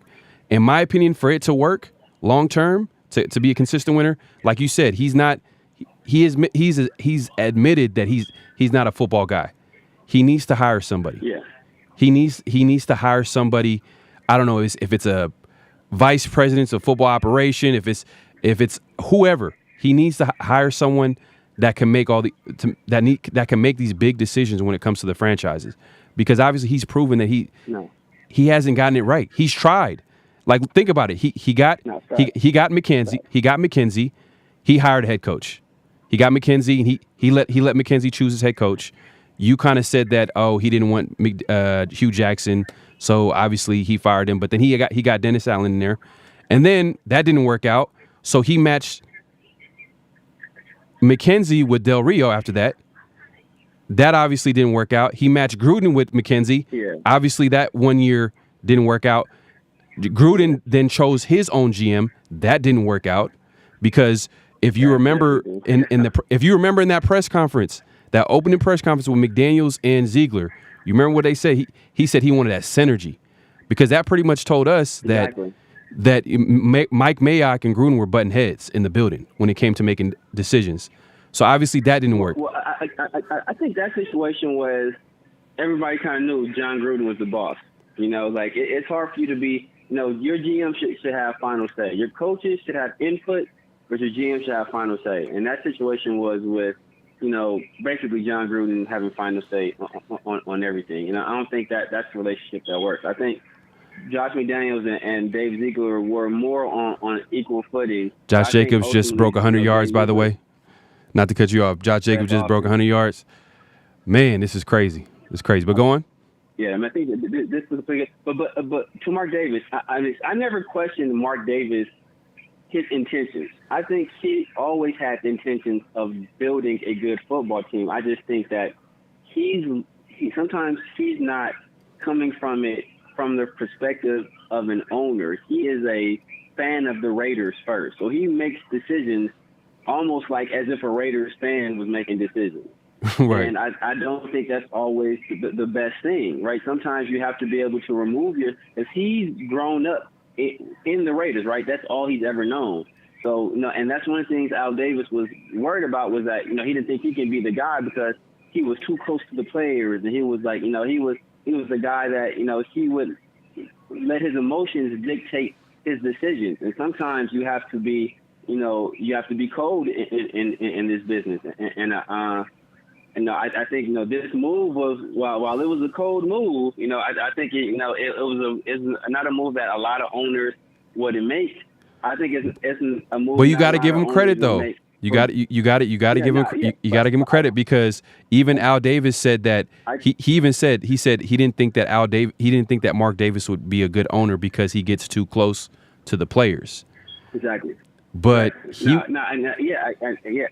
agree with it. But I think that while this was the right move, I think, just like I said, the ramifications this could potentially have on our ability to bring in the next, unless we're planning on keeping Antonio Pierce and Hargity and Champ Kelly. But if we're going to expand this coaching search outside, when people in the business, they think you're dysfunctional, or they think you could potentially be bad for their careers, that's when you end up with Lane Kiffin and Art Shell, right? That's when coaches from other teams, won't let their coordinators interview with you or owners of those teams, like they did with Sean Payton, where, Jerry Jones took him down to the basement and was like, hey, I'm friends with Al Davis, I'm close, but I refuse to let you go to that organization because of what that could do to your coaching career. So I think while we celebrate in the moment, we won the battle, but I'm interested in winning the war, and the Raiders haven't been good since free agency started. So, and through most of that time, Al Davis was I think we made the playoff 4 times since '92, or no, more than that. Because maybe 5 times, I think. We had the Gruden run, and we had these 2, maybe 5 times since since '93 when free agency started. So we haven't been good, and Al Davis was GM for most of that time. So so a lot of that losing can be excused, but since 2011, we're on our 3rd GM already. Yeah, and just a shout out, man. The Raiders has just officially won 30-6, a blowout win. Offense showed up, defense showed up, an all-around game, complete game, man. It's been a while since we've seen that. It's been a while since we've seen the Raiders blow out a team in this fashion. We're up 24-0 at halftime, man. A great game, but our most complete game all season. This might be our most complete game since we blew out the Broncos that year when we put up 50 on them. I think that might have been with Gruden and was that with Gruden at head coach? That was Hugh Jackson. Oh, you talking about that game? You talking about, man? No, that was like the biggest blowout I ever. I know what you're talking about. I think you talking about the game after we got rid of Gruden, when they finally when Greg Olsen and Versace took over, and they finally started using Kenyon Drake. I think Kenyon Drake had a crazy game that game. I don't think it was quite that big of a blowout though. No. It was. I think it was a year. It was a year prior where we forced a lot of turnovers. I think it was. I think the defensive coordinator was there too. Oh man, everybody hated him too. Everybody wanted to get him fired. The guy that he came in with Gruden, defensive coordinator. He was there for like 2-3 years. I'm trying what's my it's man's Paul. name? Paul is it Paul something? Paul Gunther. Paul Gunther.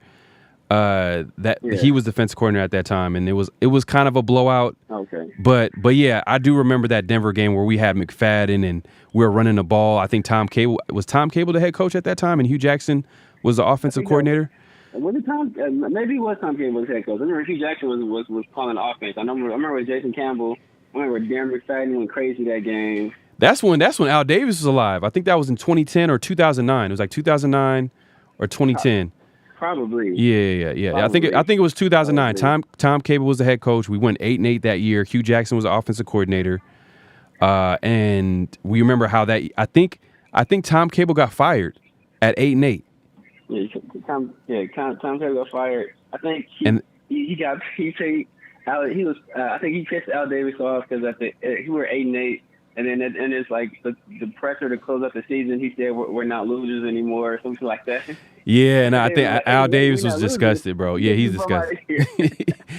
He says he was disgusted by that. Man, and we brought on. But I think that's the year where we won. It was crazy because I think we lost the tiebreaker, but we had beat every opponent in our division. We were undefeated in our division, but we were 8-8. Those are the only games we won. We won every game in our division, but we somehow lost the division because we won very few games outside the division. We're 8-0. Yeah, we were. I remember that. Then that's funny. That's funny you brought that up. We were 6-0 in the division, but we literally lost every other game. That's funny, but yeah, man. Hey, man. Like you mentioned, man. It's been a while since the Raiders won. It's a new day. Obviously, you look at the team. The energy of this team was really high. We'll see how as the season goes along. There's 7 games left. So Antonio Pierce has a chance to prove and see that if he could be a head coach for the Raiders, along with Champ Kelly too. He has an opportunity too as well because Mark Davis really liked him enough to want to bring him back.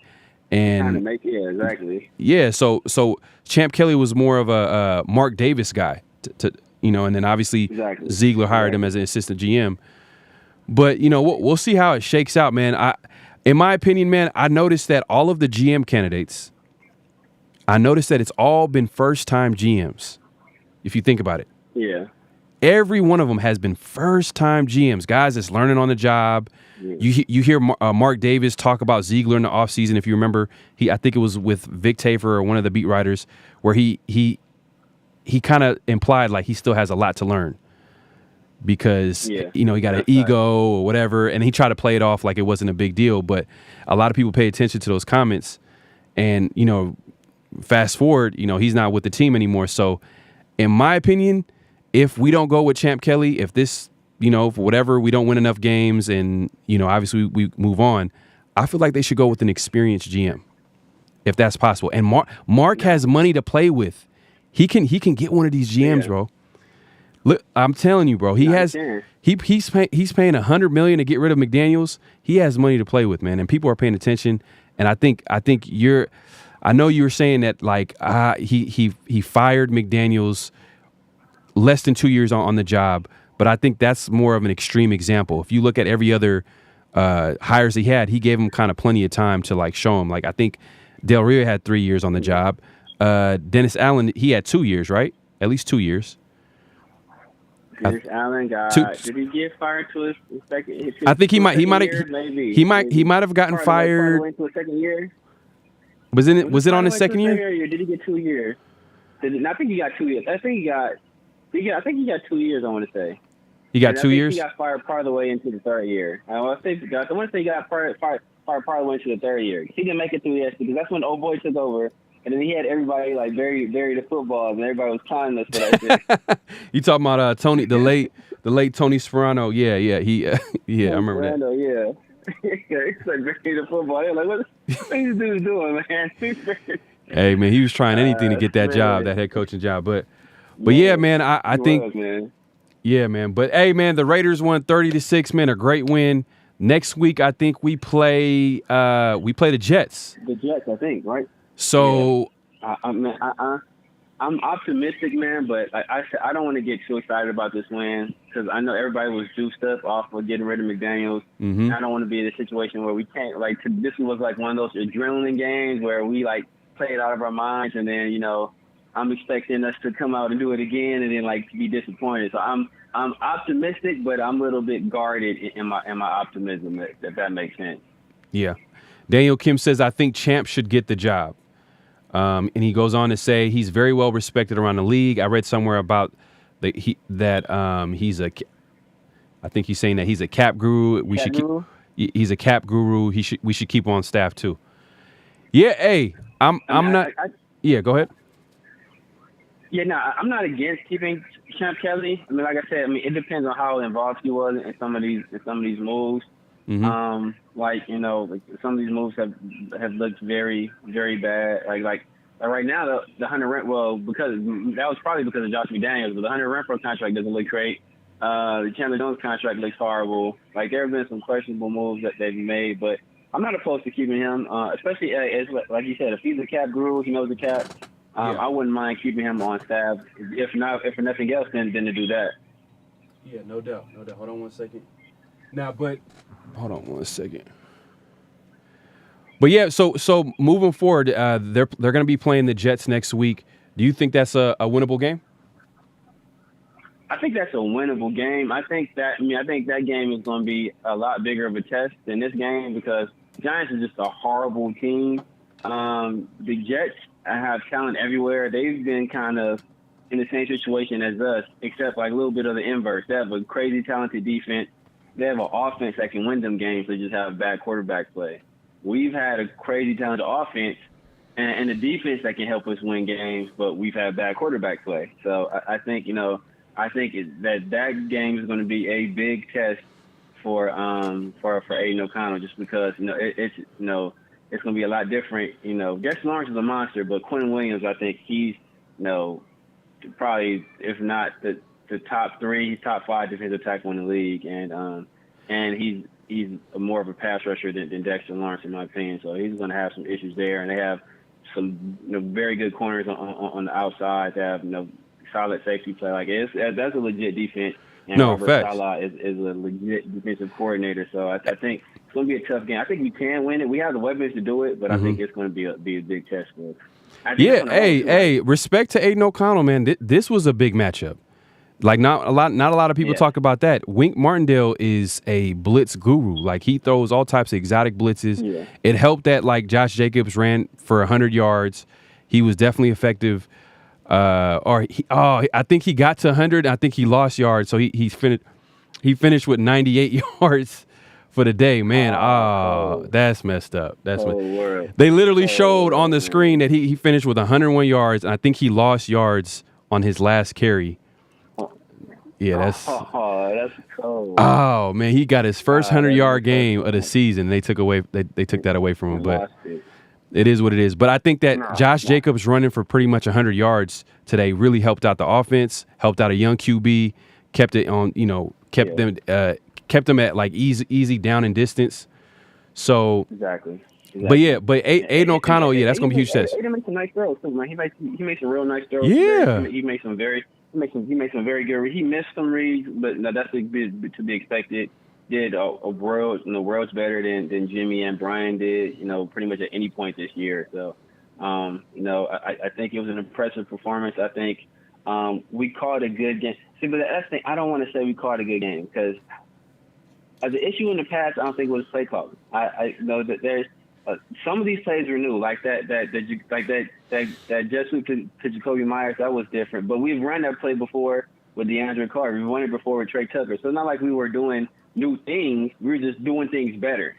And I think part of that was just the attitude around the team, the energy around the team. And I think when it felt like a weight had been lifted off of them when Josh McDaniels was gone. So I think they're playing freer and looser. I think sometimes when you're playing tight and you feel like, if I make a mistake here, I'm going to get called out of film session or a coach is going to chew me out on the sideline, that can make guys, play tight. And when you're playing tight, you're bound to make more mistakes. So I think that has something to do with it as well. Guys out there playing free and loose and having fun, sometimes that leads to better execution. Now, there's a balance that has to be struck there. And I think that, Josh went, too far in one direction. We don't want Antonio to go too far in the other direction. But for this first game, I think they were pitch perfect with how they handled the team. So let's just hope that continues. Yeah, no doubt. And I'm a salute Daniel Kim. He says salute Pharaoh. He says got to go to dinner with the fam. Raiders just won, baby. Hey man, it's a good day to be a Raider fan. It's a good day to be a Raider fan today. The Raiders won in a blowout fashion against the New York Giants. Obviously not the best of teams, but, at the end of the day, all year long we've been winning a lot of ugly games where the defense had to show up and the offense was missing. But the offense and defense showed up today. 30-6, blowout win. And special teams. And special teams. Throw special teams out there as well. Amir Abdullah was a beast on special teams, man. And our linebackers, Devon Diablo was missing, Luke Masterson. So our linebackers, our backup linebackers, hey, we made it happen this weekend. And hey, you know what? Antonio Pierce, he has an opportunity. I'm with you too as well. It's still early. It's one game. Jeff Saturday won his first game as a head coach against the Raiders and never won a game after that. So we understand like how it could all be fool's gold that first game. But I got my guy Ja Raider. He says AP didn't like the way we only up 27 and he wanted to go for more points, and that's the kind of coach I like. If we went out, hire a young smart OC for Aiden, keep Graham. Hey, you know what? I thought. What did you think about the offensive coordinator Hardgree, who was the QB coach, who got promoted? I think he did a good job. I mean, like we were essentially running the same offense. I like that he simplified things for Aiden. Like a lot of his early throws were like one read kind of throws, like easy decisions, get his confidence going, and then later on he can ask him to do more. He wasn't trying to throw everything at him in the beginning of the game. Also, ran Josh Jacobs. And he got a lot of guys involved. I mean, I think he did a good job for his first game. Yeah. I mean, like I said, man, these guys, they're all on a trial period right now, man. Yeah, I thought he did a pretty good job. I think that the game plan was obviously to establish the run game. You say that again? I said, shit, we scored more than 20, so I mean, exactly. We scored 24. The last guys can do. Hey, Ja Raider, man, look. Hey, this offensive coordinator put up 24 points in the first half. The Raiders haven't scored 20 points all season long. You can't count that 21-point effort against the Patriots when Crosby got that safety? That don't count. This count. Yeah. We scored 24 points in the first half. Obviously, we finished with 27 or 30. And you would want to score a little bit more, so I understand that. But hey, I think for a first game, it's a lot to be excited about. But hey, it's still one game. We'll see how it goes. At the end of the day, I'm with Mark Davis. If Antonio Pierce has this team playing well and they make a playoff run, you got to bring him back. You can't make the same mistake twice, in my opinion. Yeah, man. Pierce looked good on the sideline, man. He looks like a head coach, man. Like, I know that's kind of a shallow thing with Josh McDaniels, but Josh McDaniels on the sideline is kind of like a nerd. Right? Yeah, man. You didn't believe. Pierce, he looks like a head coach, man. Yeah, no doubt. A guy that's going to command your respect. Not at all. And you know what? I used to say that a lot, but there's coaches that don't look the part as well, but they relate to the players. They have respect of the players. They know how to run a football team. They know how to. That's the McDaniel we should have hired. I think we had a chance to hire him, and we didn't. I ain't gonna lie. Mike McDaniel has to be one of the weirdest coaches in the NFL. The fact that they're winning all these games. It works. It works. But it's crazy. You would think that that's a perfect example of an experiment gonna go wrong for an owner hiring a coach like that. But he's making it work. The coaches love him. He's himself, and the guy has one of the top offenses in the league. I think if let's look at the other side of it. Let's say Antonio Pierce doesn't win enough games.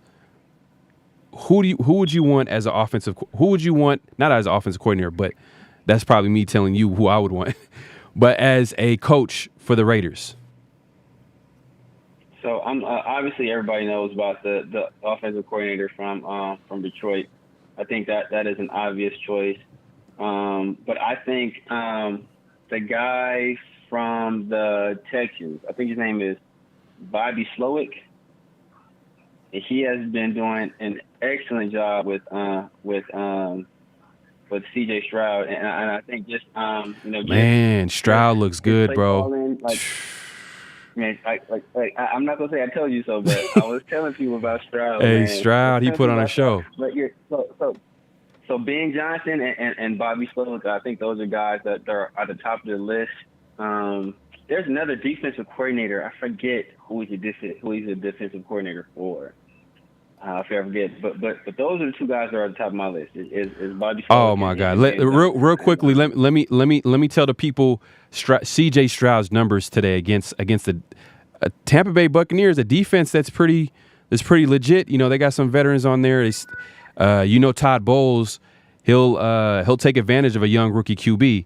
But C.J. Stroud was 30 out of 42, 470 yards, 11.2 average per completion, 5 touchdowns, no interceptions, 147 QB rating. Man. And just to put that into a little bit of perspective, Derek Carr against that same defense went 23 for 40 and for 130 something yards, in last month. So they're a legit defense. Yeah, no doubt. And I think, hey man, Houston, they got a promising future, man. They got C.J. Stroud over there. They're probably going to they need to probably get him some more weapons on offense because the dude's obviously talented. Man, and I like their running back too. I think we played Houston last year, and that running back, you could tell that he's a real deal. So, and then obviously you got a defensive-minded head coach. So they're on the up and up, man. They look like they got some potential over there. But hey, This is a Raider channel, man. We're going to talk about Raider football. The Raiders won 30-6 against the Giants. Man, a blowout. Talk about a blowout. We were up 24-0 at halftime. We haven't scored 20 points all season, man. That's crazy. McDaniels gets fired. We find out before the game, literally, that the beginning of the end of McDaniels was that Thursday meeting where the coaches and players went all out, let loose, told him how they really felt about him, and he couldn't really handle it. What were your thoughts on that, man? Like, what were your thoughts on McDaniels, like that whole meeting? Like what were your thoughts on that? So, I don't know if he couldn't handle it. I know that was one of the narratives out there some people have. I saw another narrative where basically the narrative was that, hey, you know what, during the meeting, basically the biggest criticism was that, hey, you know what, you're overcorrecting us. You're calling us out too much. You're calling us out during practice. You're stopping practice to correct our mistakes. You're stopping, during film session. You're calling us out on our mistakes. So, I think it was a situation where, he was taking that to heart. He was taking that to heart. And it's like Thursday, he let the guys play music. He wasn't stopping stopping practice every time somebody made a mistake. He was kind of more hands off, kind of let the coordinators do their things, and he kind of took a step back. I take that as him trying to do what the players wanted, but at that point, first of all, that's not who he is, and second of all, that it's too late. It's too late. Yeah. And so it's bad for him just because.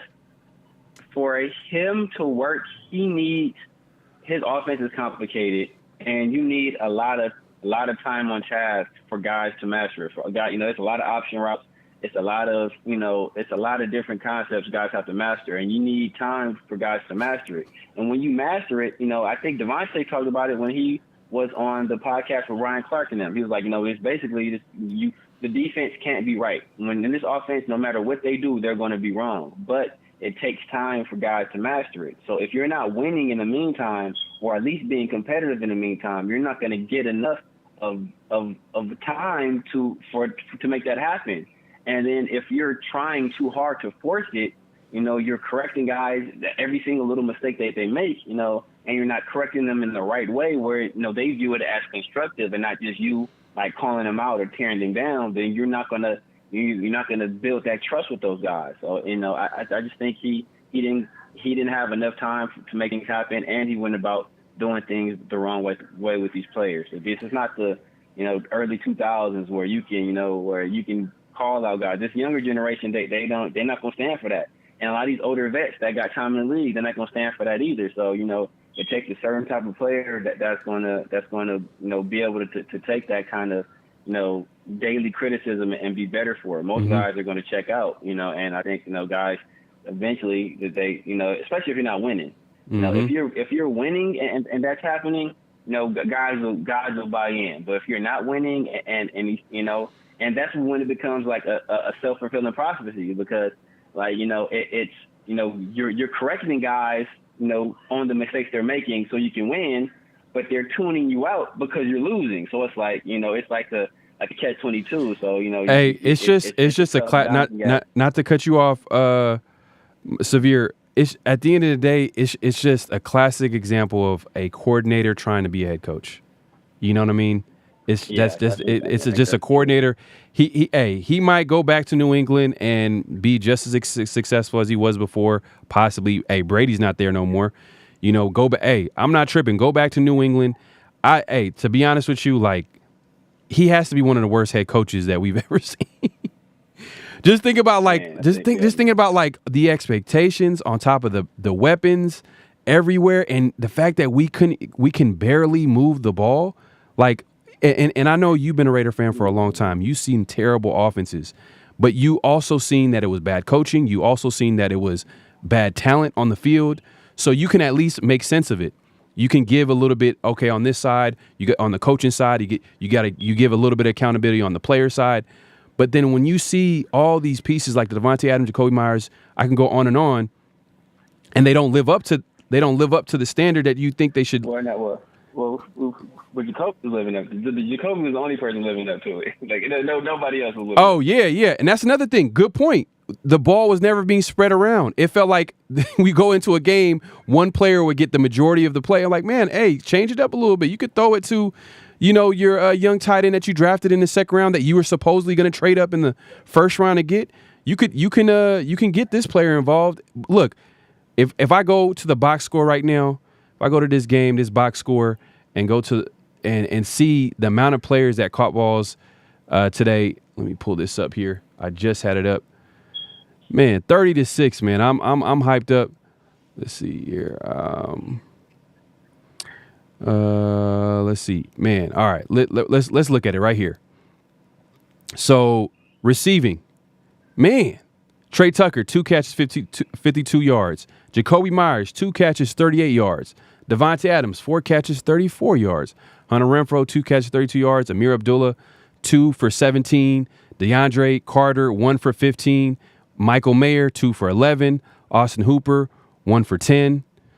Man, like that's like at the end of the day, like we don't have to say anything more than that, man. Like at the end of the day, like you're looking at an offense that we can finally see. Like, all right, we're seeing the players being used, and we weren't seeing that with McDaniels. So, hey, I hear what you're saying. There has to be accountability with the players, but then at the end of the day, it kind of starts with the coach too as well. If the players can't get motivated by the coach, then that's where you lose the locker room, and that's where Mark Davis comes in. Is like, all right, you know what? I'm not getting the investment on my return, and he had to do what he had to do last week, and he fired Josh McDaniels. He fired Dave Ziegler, and did he fire Mike Lombardi too as well?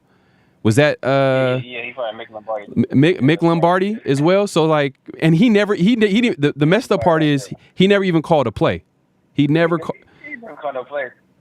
But I think that's what goes back to the part of the relationships and how I'm sure he was a guy that in terms of criticizing guys and when you're calling guys out, I'm sure that was part of they didn't like how he went about things, and he didn't trust, they didn't trust him. So I think that's why he got wrapped up in that in terms of players not being able to connect with the players. Mm-hmm. Yeah. But yeah, man. Yeah, hey, man. I think that. Go ahead. Yeah, go ahead. I was gonna say, yeah, man. This is a good performance, man. Like I said, I've been pointing at execution for a long time, but part of your job as a coach is to get guys to execute, man. So some of executing comes down to players and their personal accountability, but a lot of that goes to the coach as well. So if you can't get these guys to execute, that part of that falls on you as well. And he went about doing it the wrong way. I think he was more teacher, corrector than leader, motivator. I think he can teach. You can teach somebody to do something. Like there's an old saying: people don't care how much you know until they know how much you care. So if you can't connect with guys, then you can be the smartest. You can be the most genius football guy ever. You can have the best game plan. You can call the best plays, but guy is not going to connect with people. We're not going to execute because you're not getting them to do it. And I think that's part of coaching. Yeah. And you know what? Hey, this might not be a popular opinion, but if for whatever reason, like I said, Pierce doesn't win enough games, right? And, Mark Davis has to make a decision. I'd rather them go for a veteran GM who's successful, who knows how to build a team. He's proven, respected, and then go for a young coach, up-and-coming coach, than rather go for a Jim Harbaugh, because I just feel like it's so similar to the moves that we've done in the past that didn't work, where we're trying to recapture what they did in the past. And Jim Harbaugh, he's coming in with some extra baggage kind of from college, because I think his team is under investigation, and you know how the NFL works. They might punish him for that, and exactly. So we don't know what's that going on, and that's at the same time, like he does have that reputation too as well, that he's like kind of that authoritarian head coach, and I'm not sure how that's going to work in this locker room. You know what I mean? How is that going to work? Like, is it going to be a good mix? He is a proven winner. I'm not going to lie. Everywhere he's gone, he's won. You can't say that about him as a head coach.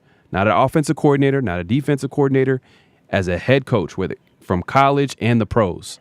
I will say that. But that being said, the last time he coached in the NFL was what? In 2011? You know, that's over 10 years ago. So we'll see how it goes. It's a long time. Yes. Has it been that long? Yeah, 2011. That's the Niners. When he was coaching the Niners in 2011, and his record was unbelievable. I'm not gonna lie, he had a really good run with the Niners, but the reason why he left the Niners was the fact that he wore his welcome out in San Francisco. So it is what it is, man. We'll see how it shakes out. Pierce might be the head coach. Who knows? We won't know that until the end of the season. But if it's not him, do you really want another big name veteran coach that, you know, that I don't know, man. I feel like we need to try something different. We need to get someone that can make better decisions back there. And Mark Davis, I don't think he should be making that decision, in my opinion. Yeah, I can't even think of any big name head coaches that are really out there. And the thing about Harbaugh's coming in like a Gruden, where he wants a lot of control, man. And I don't, that generally the only person that has ever made that really work was Bill Belichick. And, there was some cheating accusations there. They also had Tom Brady there. So that, that was kind of deodorant on some of the funk. Now, early in people don't give Bill Belichick enough credit. They never want to give him enough credit. Early in Tom Brady's career, that defense was carrying Tom Brady. Now, later on, after Tom Brady had been in that system and been, under those coaches, Tom Brady transformed into that guy. Tom Brady was a guy that defense kind of carried him, and then he would come through in clutch moments. Right, he was a very clutch player, but he wasn't some guy that was out there just willing and dealing. Now, he turned into that. Yeah. But early on, that defense was carrying him. So people always they made that Tom Brady. Yeah, I never bought into that. I know a lot of people were saying like, oh, it was Brady. It was just a combination of both. A young quarterback that developed under them, a good defensive mind, and then you pair him with Tom Brady. Obviously, he developed into one of the greatest quarterbacks of all time. But it was just a good combination of both. Because if you think about it, they're trying to compare how – I don't see how it's the same. They're trying to compare Bill Belichick and how he's struggling right now and how Tom Brady went into free agency, chose his destination, and Tampa Bay was stacked. Like they had weapons everywhere. Tampa Bay was ready-made. Exactly. You can't compare. You can't compare. The only reason they were a bad team is because the year before, James Winston threw 30 touchdowns and 30 interceptions. Like, if you cut down half of those turnovers, they win a lot of those games. Yeah. So it's kind of not the same, but I understand. Like, when people are losing, people like to make these accusations and say, "Oh, it wasn't him. Like Bill Belichick's not a good head coach." I do think maybe. He's getting older. He's in his 70s now, so I'm not sure if he relates to today's NFL player too as well. Because we were cracking up. I posted like yesterday. Is that true? I just posted it because I thought it was hilarious. But the Caleb Williams being emotional after that USC loss, and he's talking about I need to go home and cuddle with my puppy. I don't know, but see, look, I don't want to. I want to keep the focus on our wins. I don't want to get too far off on the tangent. Oh yeah. Because this was a great win by a great. But I will say this about Caleb Williams, right? This is the kind of person Caleb Williams is. Like Caleb Williams, he can get after the game. He can get into the stands, hug his mom, start crying.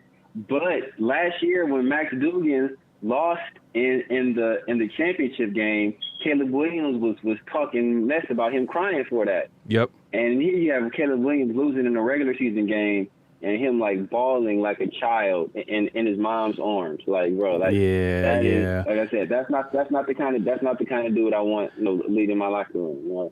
Let me shout out some GA Patriot real quick. He comes in and says Raiders. He said, let's go. Oh, that's dope, man. Hey, I went to my first game this year against Pittsburgh. G.A. Patriot said I went to my first game at Allegiant. What a great time. Man, I wish I went to – man, you are lucky. Man. Because that'd be great. Yeah, man. After a win, after everything that's happened so far this season, yeah, McDaniel's getting fired. Everybody's hyped up because now it felt like it was a weight lifted off every Raider fan's shoulder. Yeah, yeah. So yeah, man. I'm jealous, bro. Like first game at Allegiant, what a great time, man. That was a great win by the Raiders, a blowout win, and you don't see that a lot. Let's be honest. We don't see a lot of blowout wins by the Raiders. I don't. You got to count on one hand how many blowout wins that you've seen because the Raiders haven't been a good team for a long time, and now hopefully we're going in the right direction. Hopefully they can continue against the Jets next week. That's going to be another kind of a winnable game because offensively the Jets are challenged, but defensively that's going to be a huge test to this offense. They're going to hit their physical defense. The pass rush is top notch. So we're going to see how the Raiders offense is going to respond. That's definitely a game where Josh Jacobs has to show up for sure. He has to show up to help out rookie QB Aiden O'Connell. But yeah, man, that's a great win. Jack Ken in the building. I see you in the building, man. I appreciate you coming through. He says my first game was 1975 at Kansas. Hey, you trying to take it, man? You trying to take it all the way back, man? That he was just talking about Allegiant Stadium. First game at Allegiant Stadium. Exactly. Yeah. But man, my first game at Allegiant was when we played the Dolphins. You played the Dolphins. Was that was that the win? Oh, we lost that game. We lost that game, right? No, we won that game. No, we won that game. We won that game. I think we went to overtime, but we won it. Okay. I was Derek Carr threw like a terrible pick six in that game, but we did win that game. Though. Yeah, they won it in overtime. They won it in overtime, I believe. Yeah, that was the game. Yeah. I remember the game. Yeah. I was thinking about the game where Derek Carr rolled out to his right and threw it to Aguilar. I think that was against the Dolphins, but we end up losing against Fitzpatrick. You remember that game? And Hollins caught that ball to ice it. Yeah, Mac Hollins. Yeah. Yeah. I thought you was talking about that, man. Okay. See, I've yet to see a W. See, the next time I go to Allegiant Stadium, hopefully it's a W, because it's a different experience when you see your team win live in person. The energy's crazy. You don't want to be around Raider fans when they lose, man. It's not a good sighting. But yeah, man. Any last thoughts, man? Like, hey, I just wanted to. I literally went live like from halftime until the end of the game. I'm going a little past that just because it was a big win, blowout win. But any last thought, like things that you're gonna be like paying attention to in the second half of the season? Do you does it make sense? Because this I do think about this as well. We are in a division with Mahomes. We are in a division with Herbert. Russell Wilson is also in the division. No matter how you look at him, he's still a solid QB. You still got to account for him a little bit, But you have Aiden O'Connell. So that's this second half of the season. We got to figure out if he's a guy that we can build around. Obviously he's not that mobile type dual threat quarterback. Do you think it's a guy that you could build around, or is he's just gonna be one of those guys that's gonna hang around, be a good solid backup? Or do you feel like the Raiders definitely need to attack the quarterback position in the draft? I think we should always look at the quarterback position in the draft. I don't want this to be a Matt McGloin, Bruce Gradkowski situation where a guy comes in, he lights it up for one or two games, and then he proves himself not to be a legitimate starter in the league.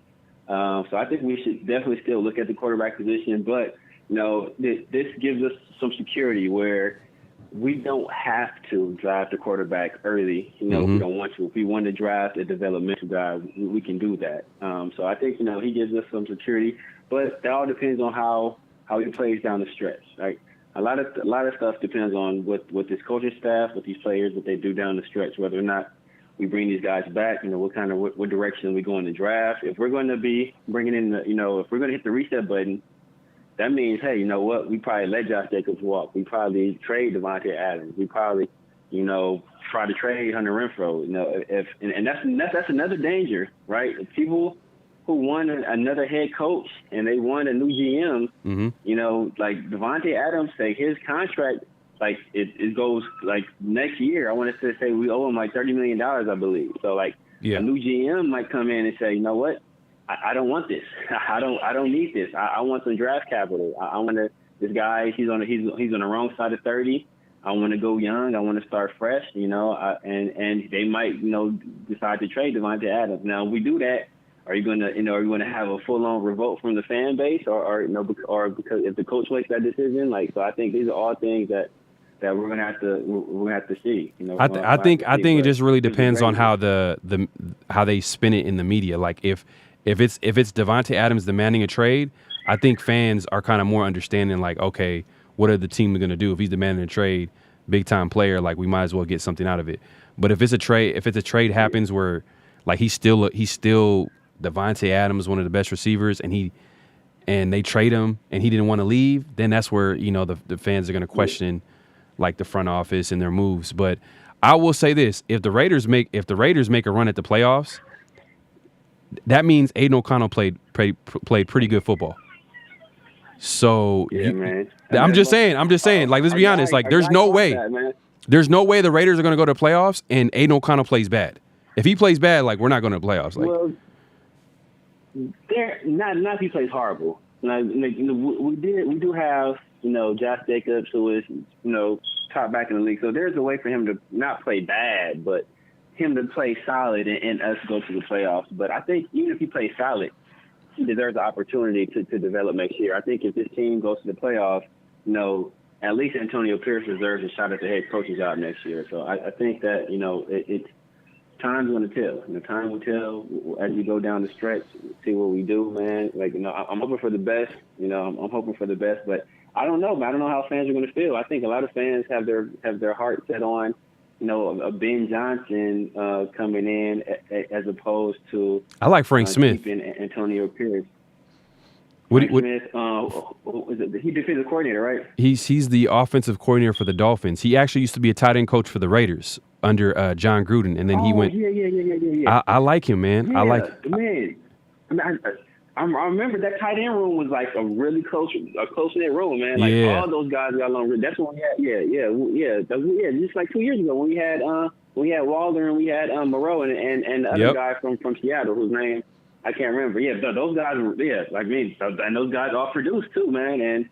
And since he left, man, those guys ain't none of them been the same. So I think he probably had a lot to do with it. I wouldn't mind him either. And I know sometimes when you're under an offensive head coach, it kind of how much of that has to do with you. I think Mike McDaniel kind of suffered from that when he was coming from the Niners to the Dolphins, but he kind of proved that, hey, you know what, he can do his own thing. So hopefully it's the same situation with Frank Smith too. I think Champ Kelly has a better chance of staying as a GM. He has a really good chance. But I will say this: if the Raiders do not finish the season strong, everybody's kind of attached to each other. Aiden O'Connell, Pierce, they're all kind of attached to each other. So if they play well, they finish the season strong, and that locker room is playing hard for them, and let's say they go to the playoffs, I'm telling you, Aiden O'Connell could possibly be the starter in 2024. Yeah, I wouldn't mind it because that means that he played pretty well. We've seen what he did in preseason. Obviously, preseason is preseason. That's where we kind of first seen like, wow, this guy's pretty accurate. He's going through his reads. He's looking at the full field. Like, look, one of your biggest knocks. I remember you saying this when you talked about Jimmy G. You said he wasn't reading the field correctly. But when you look at Jimmy G, you're not reading the field correctly, and you're not a mobile quarterback. So, and you don't have an arm, so your room for error is like so small. And you throw in a rookie QB who's making quick decisions. I think that first game, you could tell it was a lot on his table. Like, he was holding the ball a little too long, but he fought his way back, made it a game. Some people complained about the play calling. I know you were kind of on McDaniel's side, saying that the execution wasn't there.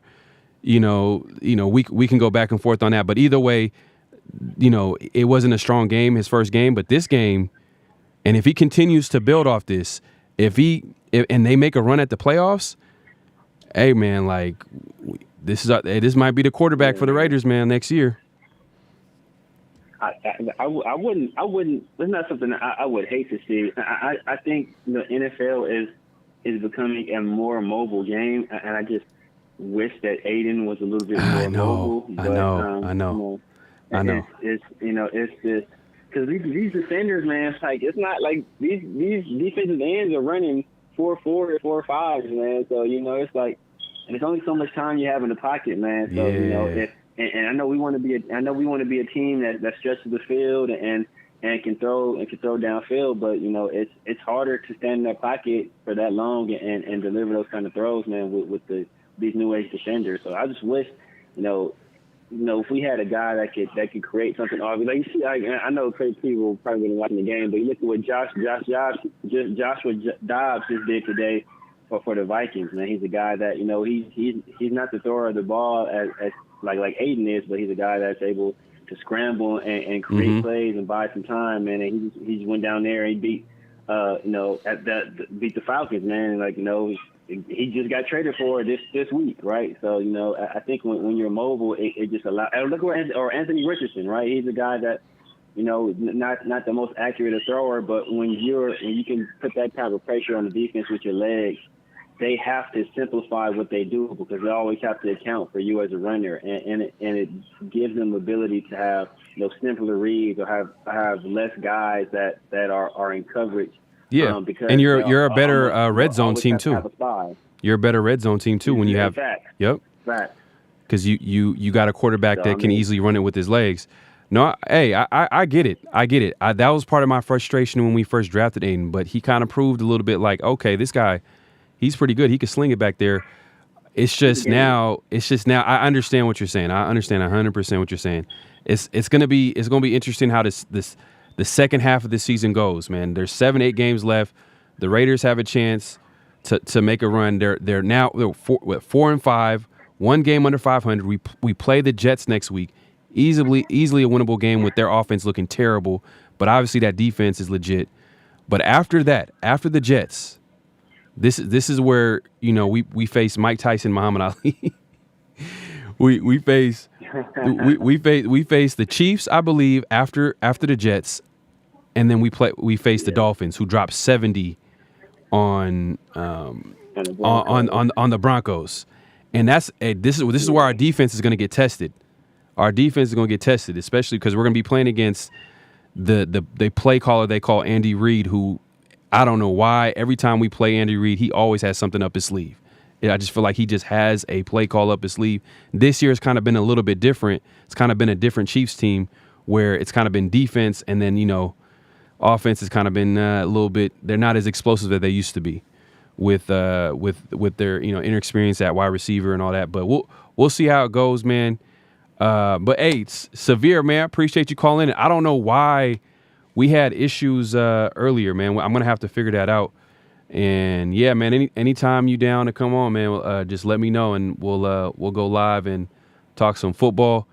But yeah, man, I appreciate you coming through, man. Appreciate everybody coming through. If you haven't already, make sure to hit that subscribe button, hit the like button, all that good stuff. Hit the notification bell to let you know when I go live. Yeah, man. Just being on a lookout. I'm gonna be dropping more content as usual, man. The Raiders won 30-6, blowout win, man. Any last thoughts, man? You want to let Raider Nation know?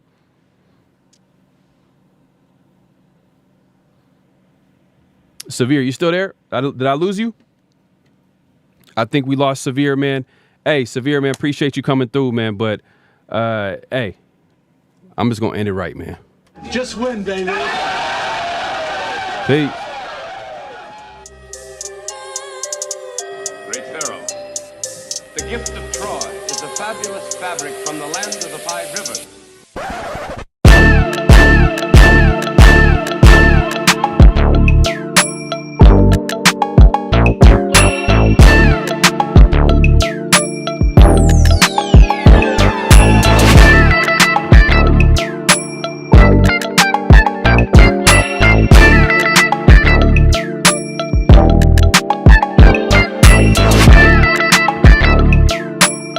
Thoughts for the win coming into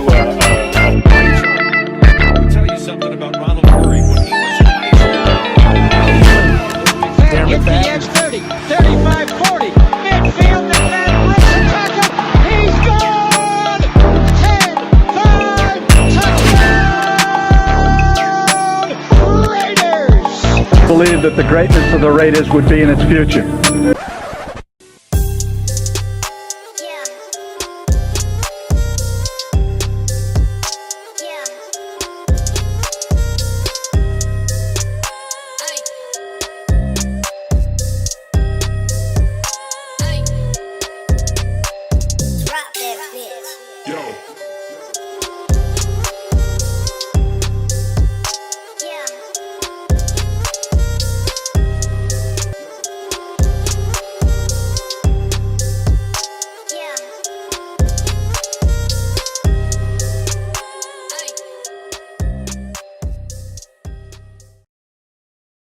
Just win, baby.